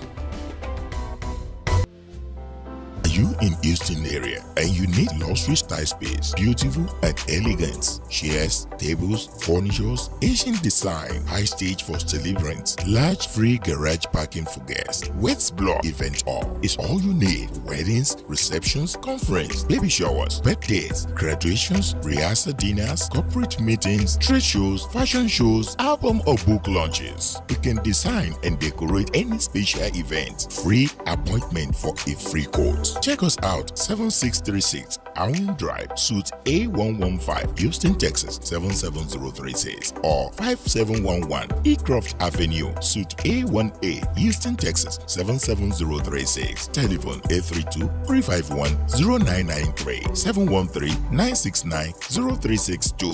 westblog@gmail.com or at www.westblog.com. Planning, decorations, and distinction in stock. Think Westblog for your next. BSA Procurement and Logistics Services.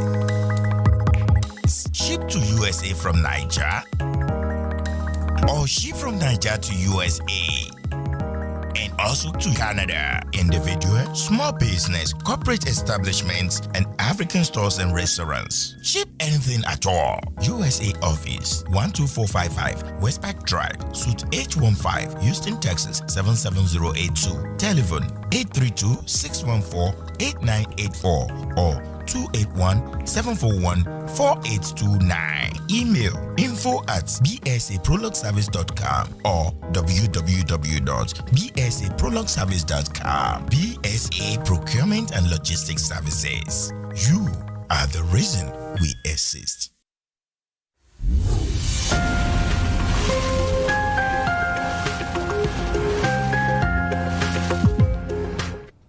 And yes, you're welcome to Your Health and You. And I'm still here with Dr. Fash. And before we went on the break, I was asking him that are older men more prone to heart attacks? And also, I was asking about the symptoms. So yes, it's going to be doing justice to that now. You're welcome back, Thank Dr. you, Fash. Kala. In any of these chronic conditions, like are you talking about heart attack or what's it called? Heart failure? I think the heart failure. I think somehow it's self-explanatory. I think before the heart can get weak, the heart must have we worked. haven't talked about cardiac arrest. Okay. We haven't talked about cardiac arrest. Oh. We talked about heart attack, we talked about heart failure, and then after we talked about cardiac arrest. But let me just delve on the question about the older men.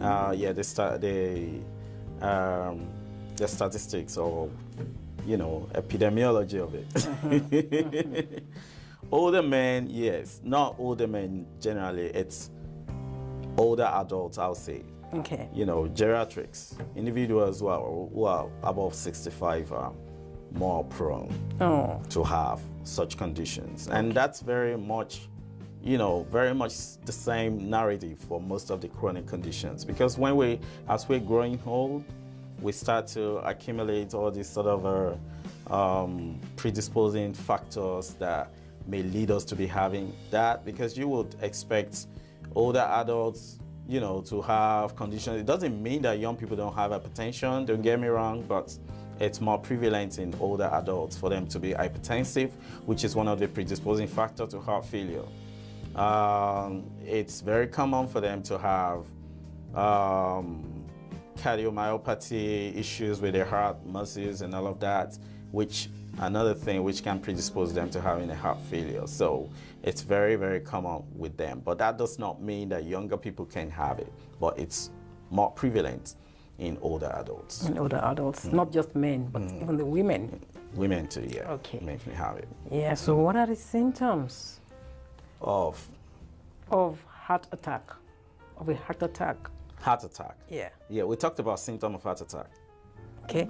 Basically, if you start to feel achy or heart pain or central chest pain, don't take it lightly. Especially when it's persistent, don't take it lightly. And you start to feel some sort of ache down your arm, your left arm essentially, don't take it lightly. If you start to feel jaw pain, don't take it lightly. You might need to go to the hospital right away to get checked out. That's for heart attack. That's for heart attack. Heart failure? Heart failure, the symptoms, like I said, heart failure is a chronic condition and it creeps in gradually. It's not something that just you wake up one day and then your heart has failed.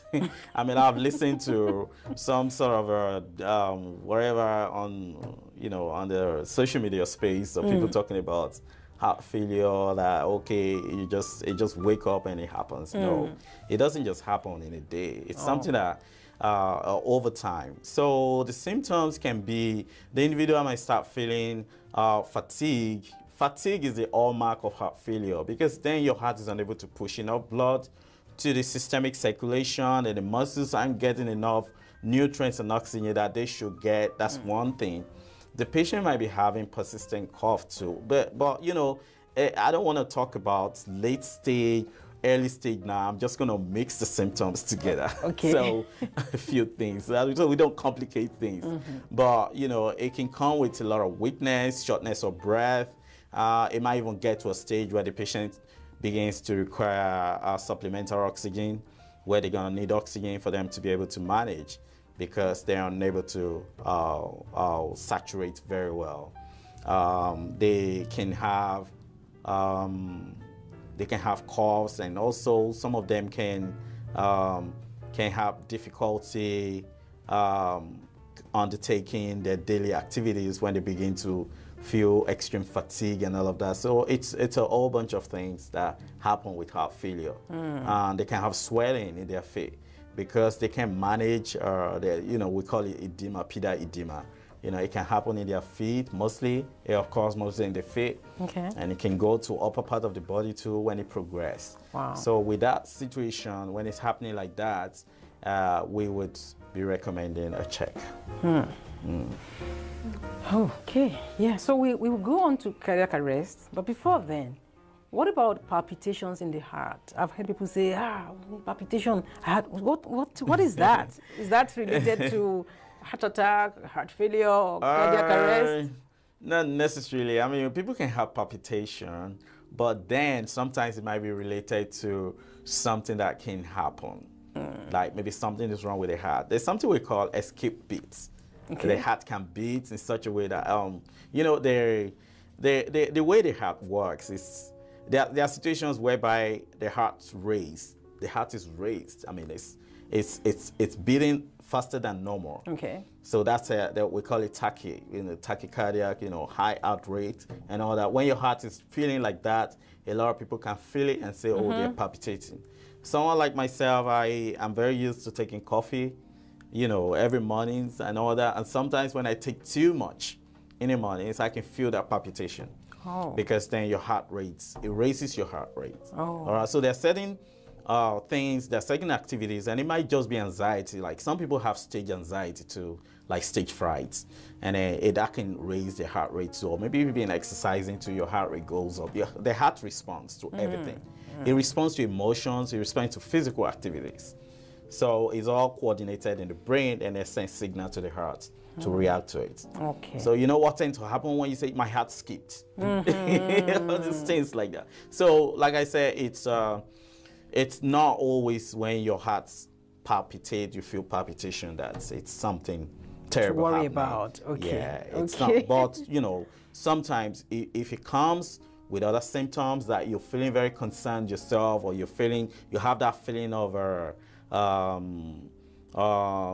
how do I say it, like you're very frightened and all that, then it might be what you just getting checked out. I mean, it doesn't hurt to get checked out. Right. Yeah. Right. It doesn't hurt, because sometimes you just see some people looking very fit and looking very okay, and all of a sudden they just drop and die. So we're gonna get to that. Yeah. Cardiac arrest. Okay, so that's cardiac arrest. So that seems to be like a whole topic on its own. Oh, yeah, well, yeah. Cardiac arrest is separate. Okay. And like I said, heart attack can progress to it, but not in all situations. Not in all situations. Most heart attack don't progress to cardiac arrest. Okay. But cardiac arrest can happen on its own. And when it does happen, it may be as a result of heart attack. Okay. Or some other conditions. Some other conditions. You know, anything that can disrupt this is where we're going to talk about the electrical activity of the heart. Wow, great. So, you've heard it all from Dr. Fash today. He has gone a long way in letting us know the difference between a heart attack and a heart failure. And as you have heard, cardiac arrest is a whole topic on its own. So we are going to have to come back for that. And I tell you, you don't want to miss it. I believe that information is power. Somebody once said that what you don't know cannot hurt you, but hey, what you don't know can kill you. Right, Dr. Fash? Absolutely.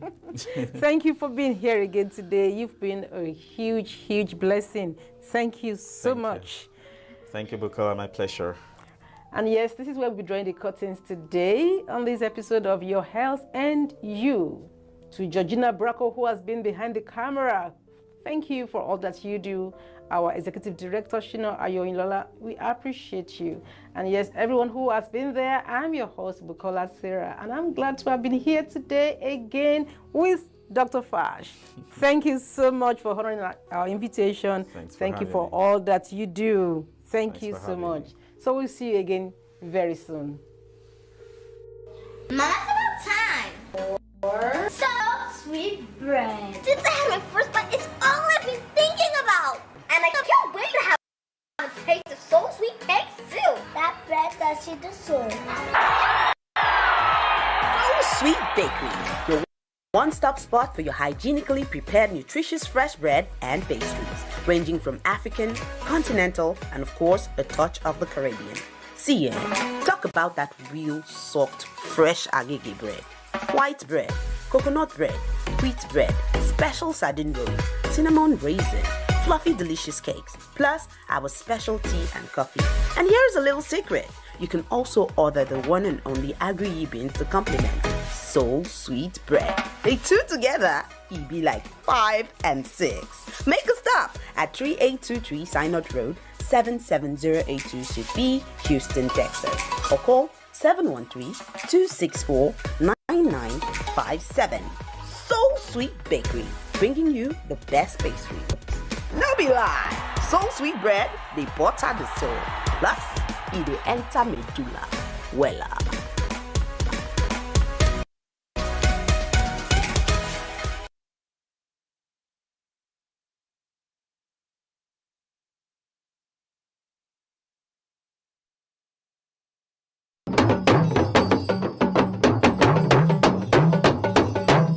When it comes to eating African food like you are in Africa, don't just call for jollof rice. Ask for Grains and Solid jollof rice, Grains and Solid fried rice, Grains and Solid ewa going, Grains and Solid porridge yam, babambari reni, Grains and Solid amala on point. Gbegiri àtewédú lórí àmàlà tó fẹ́lẹ́ tó ń gbóná fẹ́lẹ́fẹ́lẹ́ with your choice of meat or fish. Roundabout ni, abọ́dí, ṣàkíní àbẹ́dọ̀, ẹja aláràn lẹ́nfẹ́ ni, àbí croaker, bó sì jẹ́ tilapia ni, gbogbo ẹ̀ ló wà lọ́dọ̀ tiwa. At Grains and Solid amala on point, just give us few minutes to prepare what you order and boom! You have it exactly as it is pictured. Grains and Solid amala on point. 11134 Highway 6 South, Sugarland, Texas 77498, Suite 216, or Grains and Solid amala on point at 12306 Bichno Street, Houston, Texas 77072, inside the Shell gas station. Telephone 832-295-3570 or cell phone 832-692-0465. Grains and Solids on Facebook, Grains and Solids on Instagram, or www.food@grainandsolid.com. Food as it is in Africa. Grains and Solid amala on point. See you there.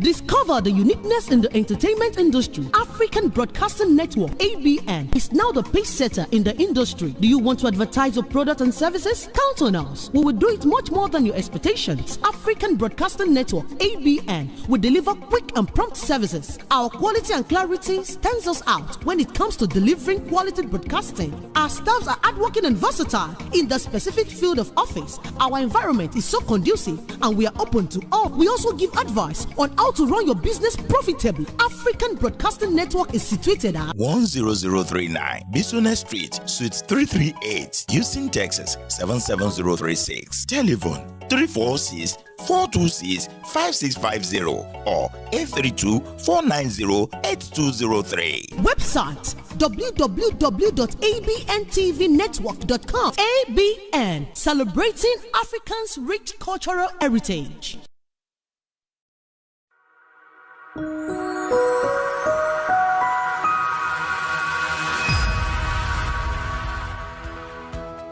Marriage-based green card, family petitions, VAWA or green card based on marital problems and abuse, employment-based green card, naturalization, immigrants visa application, asylum, bond hearing visas visa. Samuel Agosha Law Firm 10039, Bison Street, Suite 337, Houston, Texas 77036. Telephone 832-427-6224. Samuel Agosha Law Firm. Let us fight for you.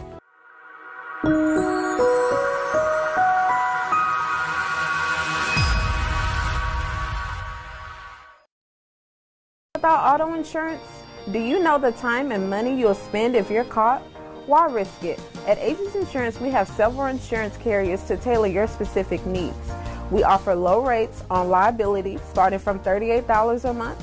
For a 2 vehicle, $65 a month. No driver's license, no problem.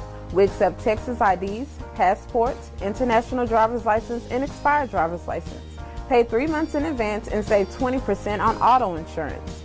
We offer discounts for switching over to Aegis, as well as good student discounts. Buy by phone, pay by phone. It's just that simple. It's our job to meet your needs when no one else can. So don't get caught driving without auto insurance. The law requires you to have liability. Call Aegis Insurance today for a free quote and start saving money.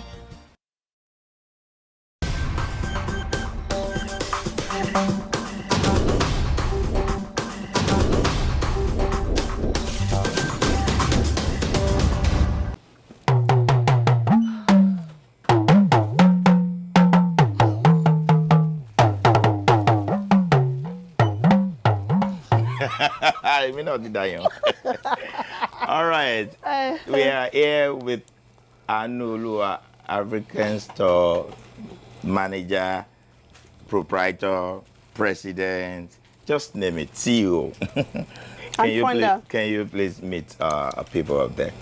Hello everyone, my name is Oluwatoyin Adesina, the CEO and founder of OYINLOLA, African store. This is how we do it. I know you guys already been hearing about OYINLOLA. There's some unique things that OYINLOLA African store is doing, and I want you to be part of it. A lot of people have been coming to Rosenberg and be asking, where can we do our shopping? What do they sell there? We normally tell you it's an African supermarket. That means you can come and get a lot of things. It's a one-stop shop. So what do you deal in? We have iron pots, we have mortar, we do shipping, both home and abroad. Anything you want to ship to Nigeria, like your cars, appliance, and anything you want to ship from here to Nigeria, yes, I know do that too. And also we bring from Nigeria, anything you want to bring from Nigeria, and we pick up from any state in Nigeria. We pick up from there down to Houston at affordable prices. Then we have mortar, we have good yams, we have a lot of stuff. Just name it. Anything that has to do with Africans. You know, have you seen this before? If you want to put it in your house, you are free to come and get one. That's right. Bring your money when you are coming. Yes. And we also have good igbe snail, our local igbe, big, and eja. If you need me to show you, I'll show you in a minute. Okay, Anu, let's just look at all these that are here now. How do you manage to make it comfortable for people to buy? You know, if you see in the market today, we have a lot of African stores around us that carry all sorts of this, our local food and all that, but we make our own unique. Just come in to OYINLOLA African store, then we show you more, we explain you more when we tell you details about every other thing that is what makes it unique to other people. So we learned that you do money exchange. How do you go about that? Yes, we do money exchange. We do dollar to dollar, we do naira to dollar, then we do dollar to naira. So both ways. So if I want to get like 3 million naira now, yes, I can get it yes, in dollar here. You can get it very easy in a second. What is your strength? As in, how much can you do from Nigeria back here? Or from Let me tell you, it's unlimited. I'll tell you, it's unlimited. Just bring your money. So if I have 3 billion naira, you can change it in dollar. You are welcome in Anolo African Store. Wow, I like the confidence. So as it is now, what are the things that Anoloa is doing that is different from all other stores? Do you do like raffle? Do you do like discount? Do you do... What we really do, especially our new customers that are coming in, we always, you know, give them some stuff. We give them more discounts. Then plus our old customers, anytime when they come in, especially when we have something new, we give them discounts, we welcome them, we try our best. Thank you. So let's go straight to what is happening now in the world today. A lot of people want to have this kind of a thing. Do you help in making it happen for them? Absolutely, yes. Let me say, I mean, among the people who are watching me today, they can testify how far I personally have helped them to grow their businesses. A lot of people come, I want to open Africans, even though, let me say, like, if I'm not mistaken, a years back, I just opened in the morning because we open at 9, from 9 a.m. to 9 p.m. So I was right there, opening my door. And guess what? I found 2 people by my door with the book. What are they looking for? They said, oh, I know someone told us about you. We just want you to help. If that person is online now, they can hear me what I'm saying there. And God has been able to use you for them. Yes. Wow. So they have their own African... They have their own African store and they're doing well. They're doing very okay. So anytime when they need help, they call me. So I help to grow your business. I help if you need any help. Maybe you want to start a business like this, come. Anu can help you with a little experience she has. Yeah. Anu has been in business for how long now? About 8 years now. Thank you so much. Let's now see all this that you have. I can see there are clothes for guys there. Yes, we have men's clothes. Okay. We have children's clothes. We have women's clothes. We have Turkey wears, Nigerian wears, wow, Dubai wears, both men and women, kids. We have belts. We have, if you don't mind, I can show you some stuff. No, we'll still get, we'll get to all that. We have all this kind of brown, London brown, so we have all different like that. And we have belts. We have this all our brand, they all brand. We have men's top that is brand, shoes, a lot of our... For ladies too, right? Yes, sir. All right. So you can see that it's a one-stop shop. So all you need to do is just come down to Rosenberg and just put it on Google that you are going to Anoloa African Store. Or can you give them the physical address? Yes. The address is 4917 Highway 36 South, Rosenberg, Texas, 77471. Again, 4917 Highway 36 South, Rosenberg, Texas, 77471. And you can also contact our phone number is 832-858-6453 or 832-449-3051. You can also visit our website at www.anoloaafricanstore.com. And we are 24/7 on call. So if you have any difficulty on online, give us a call. We'll always be at your service. All right, you just heard from the Aussie Smart now. That is Anoloa. Let's say we have a couple of people that need to buy maybe fish or anything, and they need you delivered. Do you do? Yes, we offer home delivery as well. Yeah, or anywhere in the United States, we offer home delivery. We can ship down to your dumpster. We can, if you order online, maybe you have a problem online, just give us a call. We can help you to put your orders together, then we'll ship it to you. So it takes like within 2 to 3 business days, you receive your orders. OYINLOLA African store is actually coming to an end of the year. Do you have anything like a rebate for people that come to your store? Yes. Are you still planning it? No, we already have it down, but I'm not going to announce it right now. Just be ready, guys. Come in. We have a lot of stuff, a lot of stuff packaged, a lot of stuff, good things for the. Why I'm saying that is there's a store I went to in Miami, Florida. When you come in, there's a small bowl like this. They put a lot of paper in it. They dangle do the it. raffle, you just pick it up, and whatever is whatever there, you choose, you want it. you win it. Yes. Do you plan to do something like that too? Actually, I won't say yes and I won't say no.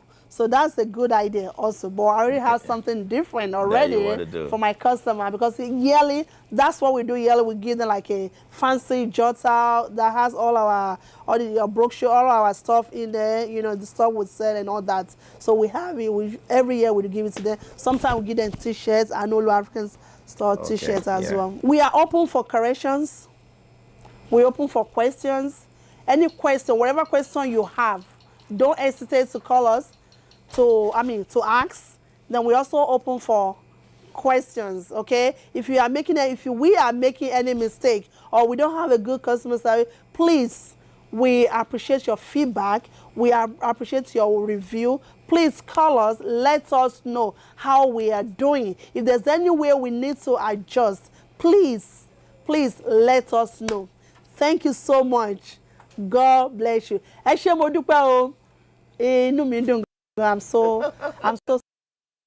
happy. I can see that. All this while she just wants to thank you in a language, that unique language. She says, love you. My name is SHINA OYINLOLA, and as you can see, OYINLOLA boss is here. The real name for people to know. The what? Janet what?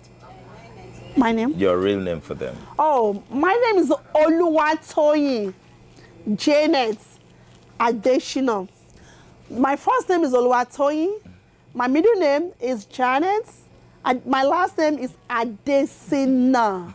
Okay? Not my own shit, no, Is Adeshina. Adeshina. Okay, also known as Anu Oluwa African Store. QAPI LLC. Confirm. One in town. So do you want to buy anything supermarket in the African store? Please come over. Let's help you out. Yes, come over. So we have a lot. Enough. Ṣé Joyce level gbogbo ani brand ẹ máa bọ̀. Ó wà ńbẹ̀. Gbogbo ẹ wà ńbẹ̀. Bye for now.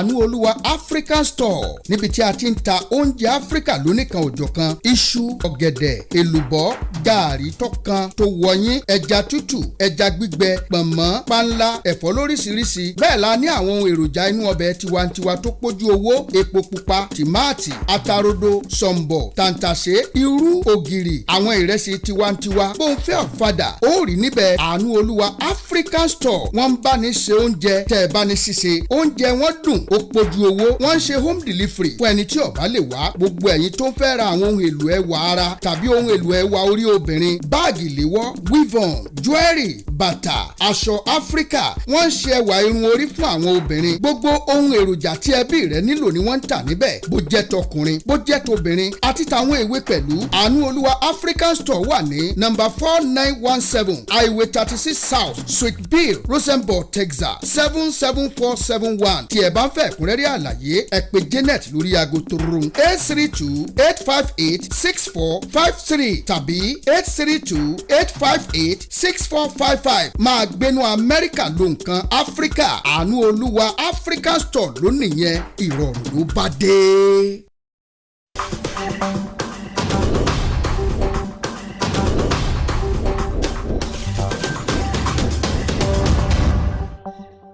Being a number one tradition and authentic African cuisine has made us not to stop dishing out the best to our customers. Check out some of our delicacies and African food today. We also cater for both indoor and outdoor parties. Finger Licking Restaurant 2.0. Check our all-day coffee tea spots are open on Sunday 11 a.m. to 10 p.m. Monday to Thursday 11 a.m. to 10 p.m. Friday and Saturdays 11 a.m. to 11 p.m. We deliver with Uber Eats, DoorDash, and Drop Off. Finger Licking 2.0, 98178 Boston Street, Houston, Texas 77036. Telephone 713-270-7070. Come for an authentic African cuisine. Today, what do I want you to know?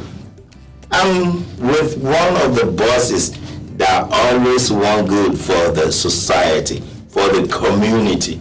Ladies and gentlemen, with me in the studio today is Mr. Bola Ogunjimi. Good to see you, sir. Thank you for inviting me. I appreciate you. When I say people like you, show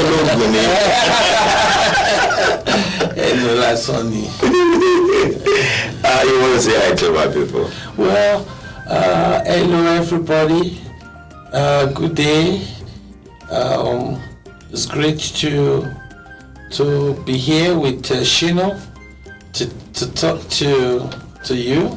Please wait and listen. Let's hear what questions he has for me. I always have questions for people whenever they come up my seat. You know what it means? Because I always want people to be informed. What are we talking about today? We are talking about the coffee tea sports.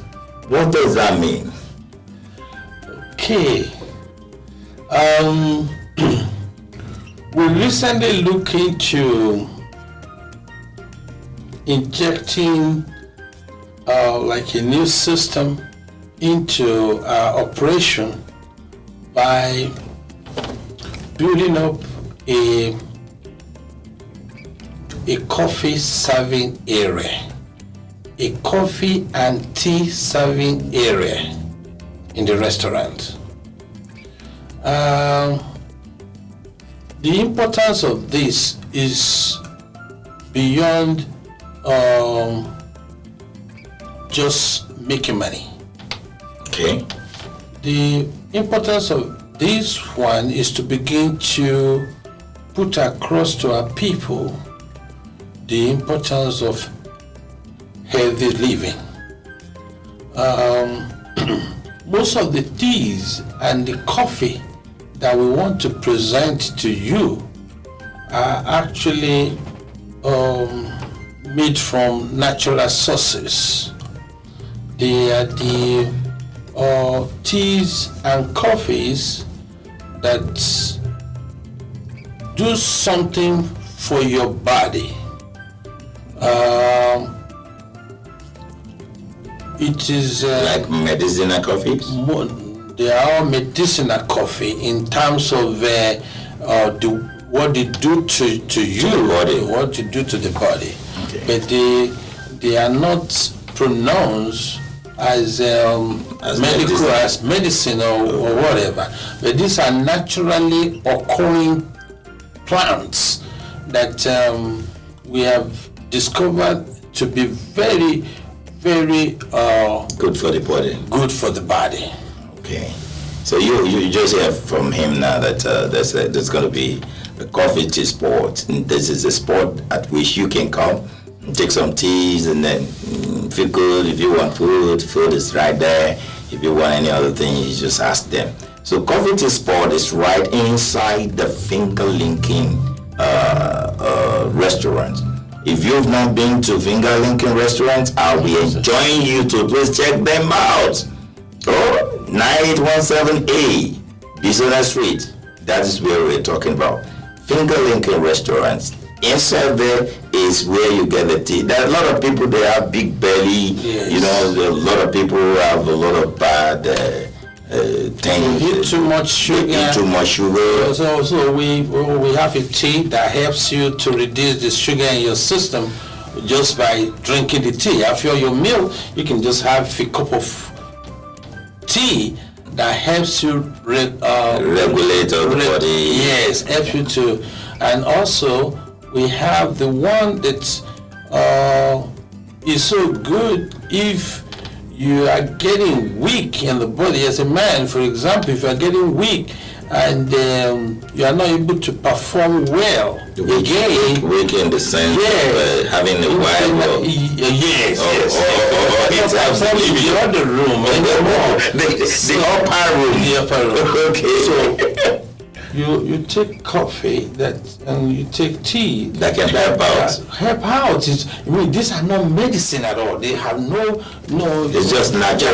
They are natural things. No side effect. No anything. We have tested and we have.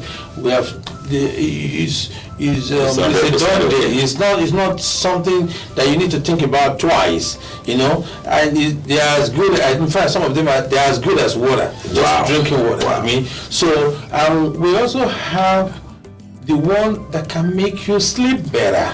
Wow! When you take the tea, it makes you sleep better. Wow! So you may not need medication to. If you're having problems sleeping, even if you do need medication, it won't be so much. Yes, you can begin to drink this tea and coffee, and you see the improvement. Your medication will even work better for you. Of course, when the body, the water, the blood, everything works the way they have to. Yes, you're gonna see yourself doing great. We also have coffee that are good for regulating the body pH, like blood pressure. The alkaline system. The body, they are called alkaline coffee. Oh, alkaline coffee, the one that regulates the pH of the body. Oh, okay. And those are the things that may cause disease when your pH is not. It's not balanced. It is possible to cause you one kind of disease or the other. Most of these things are from Africa. So that's what I'm trying to know. Yes. Most of the things are from Africa. They are leaves and roots and all those things together to make something good. Yeah. Yes. Wow. And then they are not known to have any side effect. They are not medicine. Okay. No, they are nature. These are the things that God made for man to. That is why our forefathers, they lived so long without any hospitals. You're right. So, and then we are trying to introduce it to make sure that we also can at least enjoy a little of what they enjoy. Because we make it available. We make it available. This sports, is it going to be open 24 hours or it won't open 24 hours for now, but we want to start in the morning. You can when you come because we are starting breakfast as well. Your morning start from when? From 7 in the morning. 7 a.m. And then we're going to close at 11. Wow, that's a lot. So, and then instead of drinking beer and drinking wine or drinking things that will affect your kidney later, you can just go for a cup of coffee that will do what for you. You see, you just said that instead of you wasting your money on some other things that are not needed, you just take something that can help your body, that can improve your immune system and help you out from being obesity and some other things like that. Oh yes, we have tea that helps you to drop the weight of age. Yes. Wow. We have things that could help your back. Your pain relief teas. Yes. Oh my God. We have teas that are good for pie. But I understand all this. You think it's going to be affordable for people? Very, very. In fact, most of our tea starts from $1.99. Wow. Yeah, a cup of tea for $1.99. And then up to $10. It depends on how you want it. It depends on how you want it. So, ladies and gentlemen, it is called you can do it every day. The Coffee Tea Spot is right inside the Finger Linking Restaurant. You want to check them out? Just try. If you don't sleep well, take tea. If you cannot walk well, take tea. If you're tired doing something, take tea. If you want to have a good life with your wife or your spouse, take tea. You see how it will change the story. That's it. So I'm imploring everybody to please try the tea out, and you will later tell me, oh, SHINA, thank you. That's what I always get from people anyway. They say thank you for everything. So thank you too for watching the program before, because if you don't watch the program, you probably won't be informed about what you need to do. So this tea that we are talking about, you said is going to be from Africa, right? Yeah, most of them are from Africa. Is it going to be available in North? Because I know other people are. Oh yeah, let me tell you, we have piled up a stock of most of the teas as I'm talking to you, and we have also arranged for subsequent supplies. Wow. And we are also looking at. Africa is a massive place. You know, if you don't get a particular plant in Nigeria, you get it in Kenya. You don't get it in Ghana. If you get it in those places, you can't get it in Egypt. We are blessed. But we need to tap that blessing. We are so blessed when we ignore it. The best cover is in Africa, you know. Oh, Lord of mercy. Now, I want to ask you this, because a lot of people will be willing to know. They know the tea, you have a lot of tea. How can I know the actual one I needed for my body? Do you have anything to tell people that if you want this to work for this, ask for this, or how do you well, the thing is that we have a menu. We have the tea menu. Oh, it's going to be up there for you? Yeah, it will be there for you to see. You check, okay, I want to be able to I want to lose weight. For example, you want to lose weight, we will not give you Bonfita. That's the thing that I took it when I was growing. Yes. We're not going to give you Milo. So we're going to give you a tea, herbal leaf, that when you keep drinking it, it dissolves the fat in your body. Okay. So if you tell that can dissolve the fats. Yeah. If you tell the workers that, hey, please, I need tonight. I want to be with my. I just gotta go. Yeah, I just gotta go. Tonight, I want to be in the other room. I really want to do the payroll. Yes. We will have tea that you can drink. If you come back the following day and there is no testimony, I'll give you your money back. Oh, money back guarantee. Yeah. You just hear from the honest mouth now. So we buy my two going in part time, you lose you have to buy you. So that is to say it's really confirmed, and you have to try it out. Coffee Tea Spot, right inside the Finger Lincoln restaurant. The address again is 9817A Bisonet Street, here in Houston, Texas. What number do you? Is there any way the people can get it in their home, or they have? Okay, you can. Yes, we have it to go cups. If you really want to just take it to go, you can order.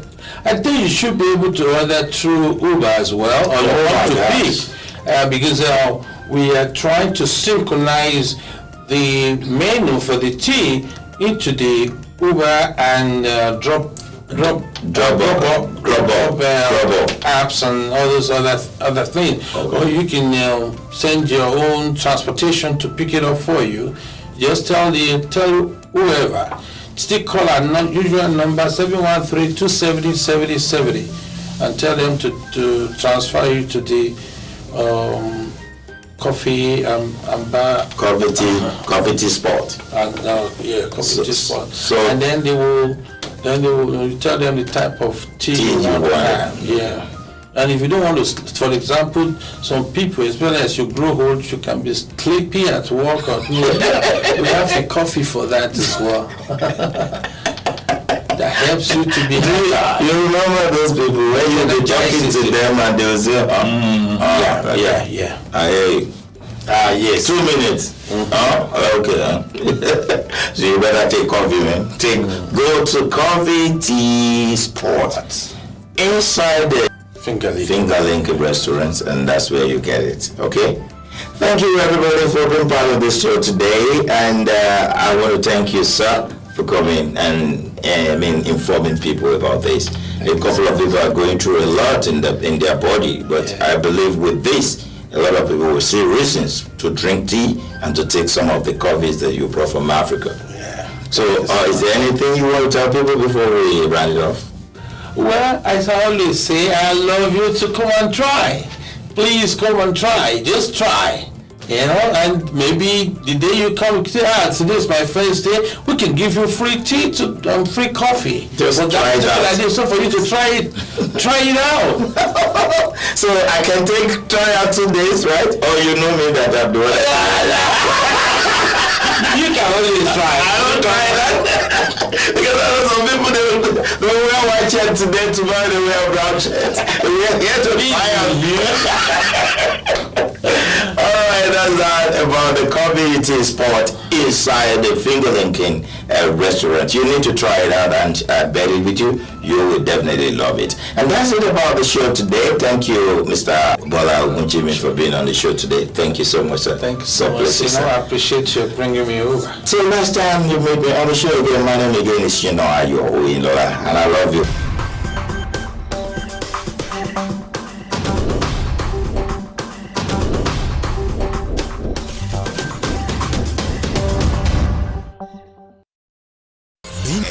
One in authentic African cuisine has made us not to stop dishing out the best to our customers. Check out some of our delicacies in African food today. We also cater for both indoor and outdoor parties. Finger Licking Restaurant 2.0. Check our all-day Coffee Tea Sports are open on Sunday 11 a.m. to 10 p.m. Monday to Thursday 11 a.m. to 10 p.m. Friday and Saturdays 11 a.m. to 11 p.m. We deliver with Uber Eats, DoorDash, and Grub Up. Finger Licking 2.0, 9817A, Boston Street, Houston, Texas, 77036. Telephone 713-270-7070. Come for an authentic African cuisine.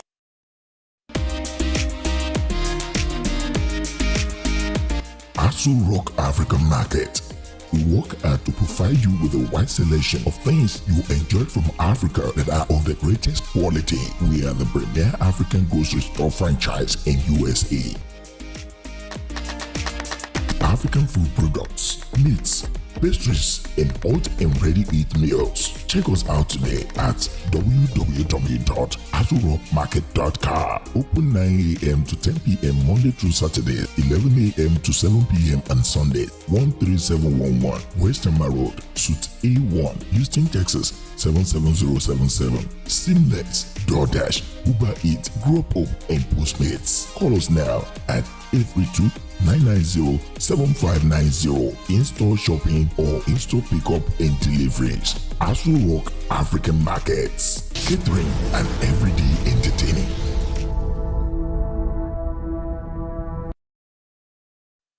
Discover the uniqueness in the entertainment industry. African Broadcasting Network, ABN, is now the pace setter in the industry. Do you want to advertise your product and services? Count on us. We will do it much more than your expectations. African Broadcasting Network, ABN, will deliver quick and prompt services. Our quality and clarity stands us out when it comes to delivering quality broadcasting. Our staffs are hardworking and versatile in the specific field of office. Our environment is so conducive and we are open to all. We also give advice on how to run your business profitably. African Broadcasting Network is situated at 10039 Bison Street, Suite 338, Houston, Texas 77036. Telephone 346-426-5650 or 832-490-8203. Website www.abntvnetwork.com. ABN, celebrating Africans' rich cultural heritage.